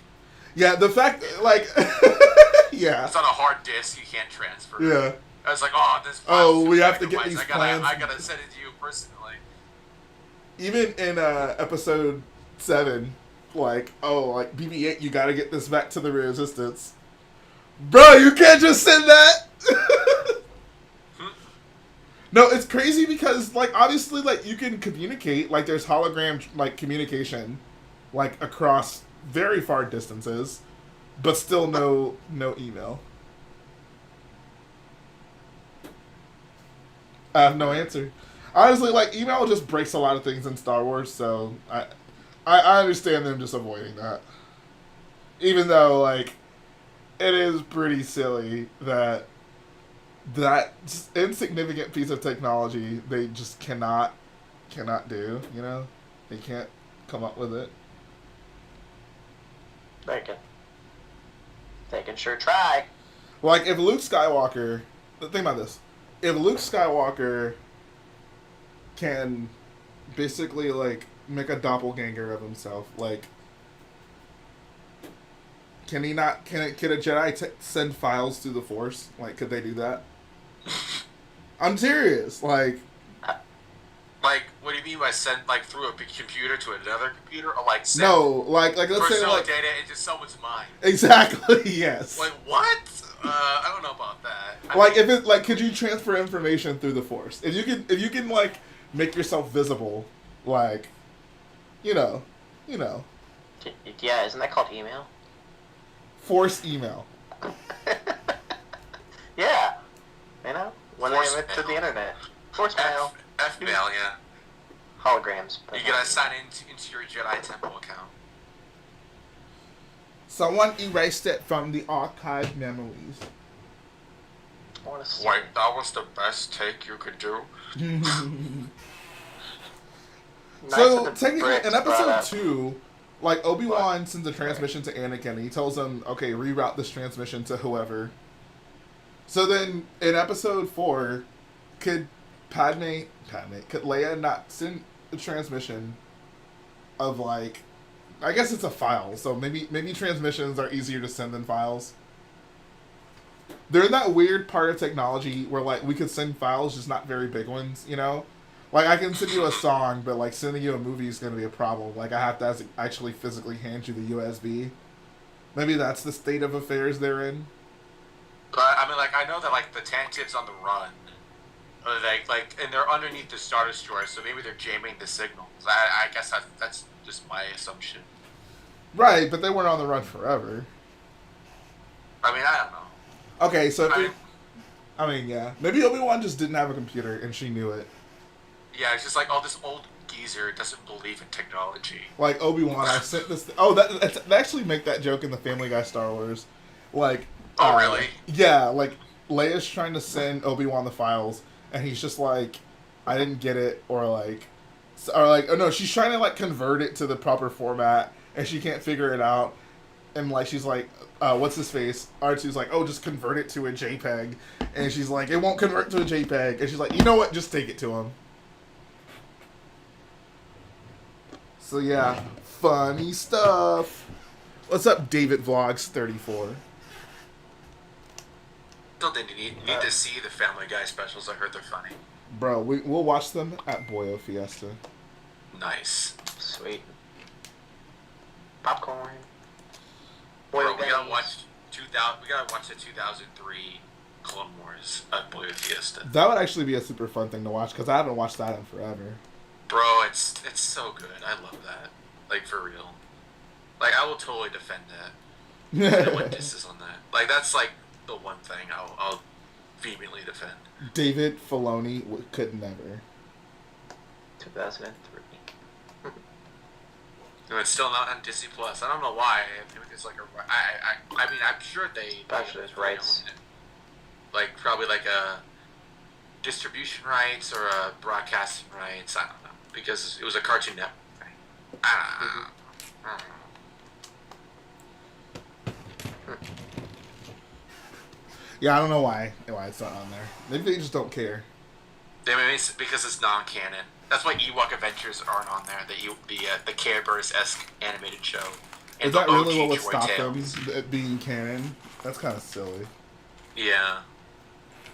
So I have they have, another like, the new Lego technological stuff on there. advancement. Hey, what's up, General Grievous? He says, hey, what's up? Disassembling the 2020 Resistance Y-Wing.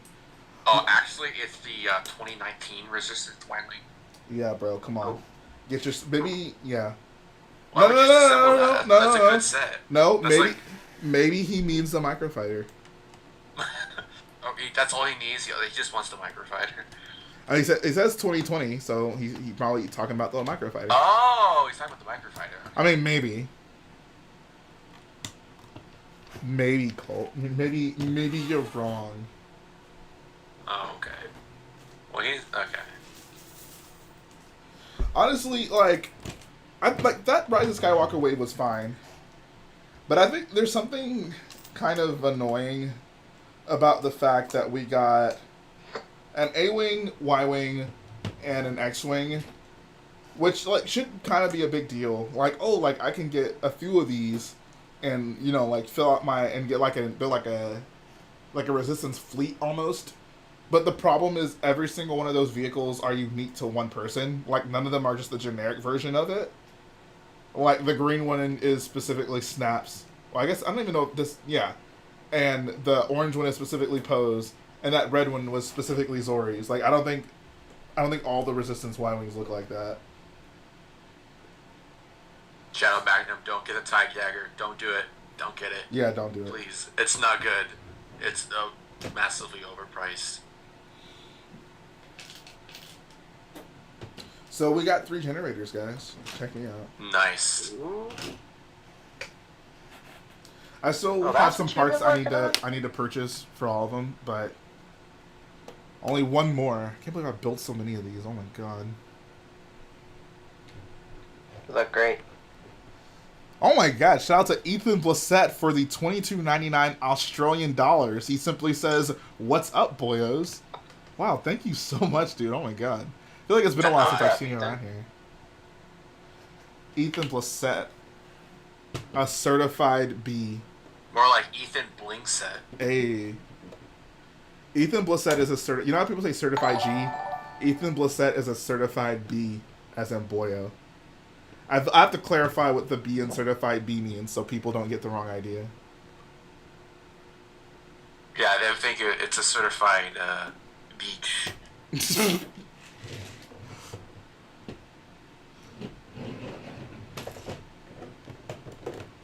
Honestly, one of my favorite lines in all of Star Wars is that time that Finn said, "Droid, please."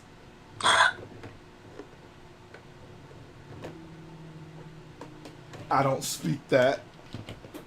You shouldn't update video on how many 501st battle packs you have. Do people still care about that? Do people still care about 501st armies? I feel like 501st armies are old news. Boba. Well, I mean, Ryan I did a kinda stream do. today, and he had like 1,100 people watching him open 100 battle packs. So I think people still care. Dang. Wow.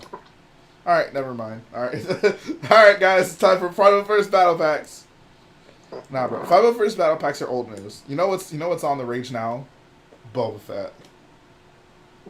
You should do a Boba Fett collection. You should. That'd be a great video to do. Like every Boba Fett minifigure, and just do a video about that. That would be cool. I guess I technically That do. views. I do have every Boba Fett, but it would just depress me to make that video. Because now there's a Boba Fett variant that I don't have that doesn't exist. The Mandalorian Boba Fett variant. Before I had a comprehensive collection of Boba Fetts. Now I don't. And yeah, guys, I know people still care about the 5 battle pack. I was mostly just kidding.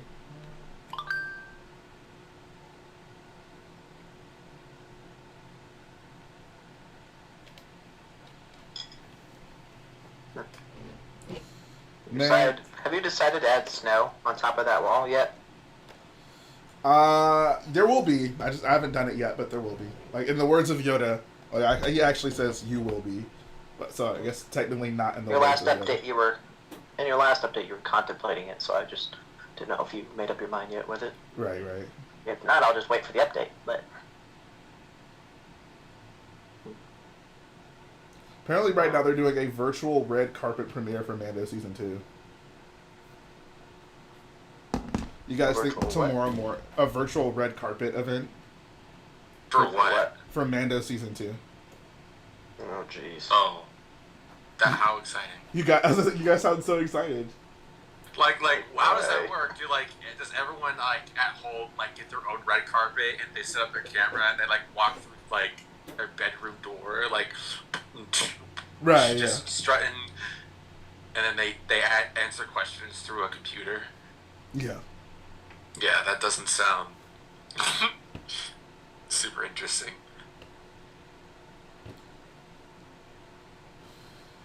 So as much as I'd love to sit here and complain about Star Wars a little bit longer, I'm gonna go ahead and hang up the old hat. It's been an interesting stream to say the least. I feel like we really talked about the things that matter, like Boba Fett and Boba Fett. and Boba Fett Boba Fett. and a little bit more Boba Fett. The good news is I have Luke Skywalker now, so everything will be okay. Let's see, what's tomorrow? Tomorrow's Saturday. Halloween, spooky day. Yeah. Wait, Jay, you promise we're gonna watch the worm Genos episode? zombie episodes. Right, yeah. Alright, yeah, so Discord watch party, check it out, guys. Wait, what time is that gonna be?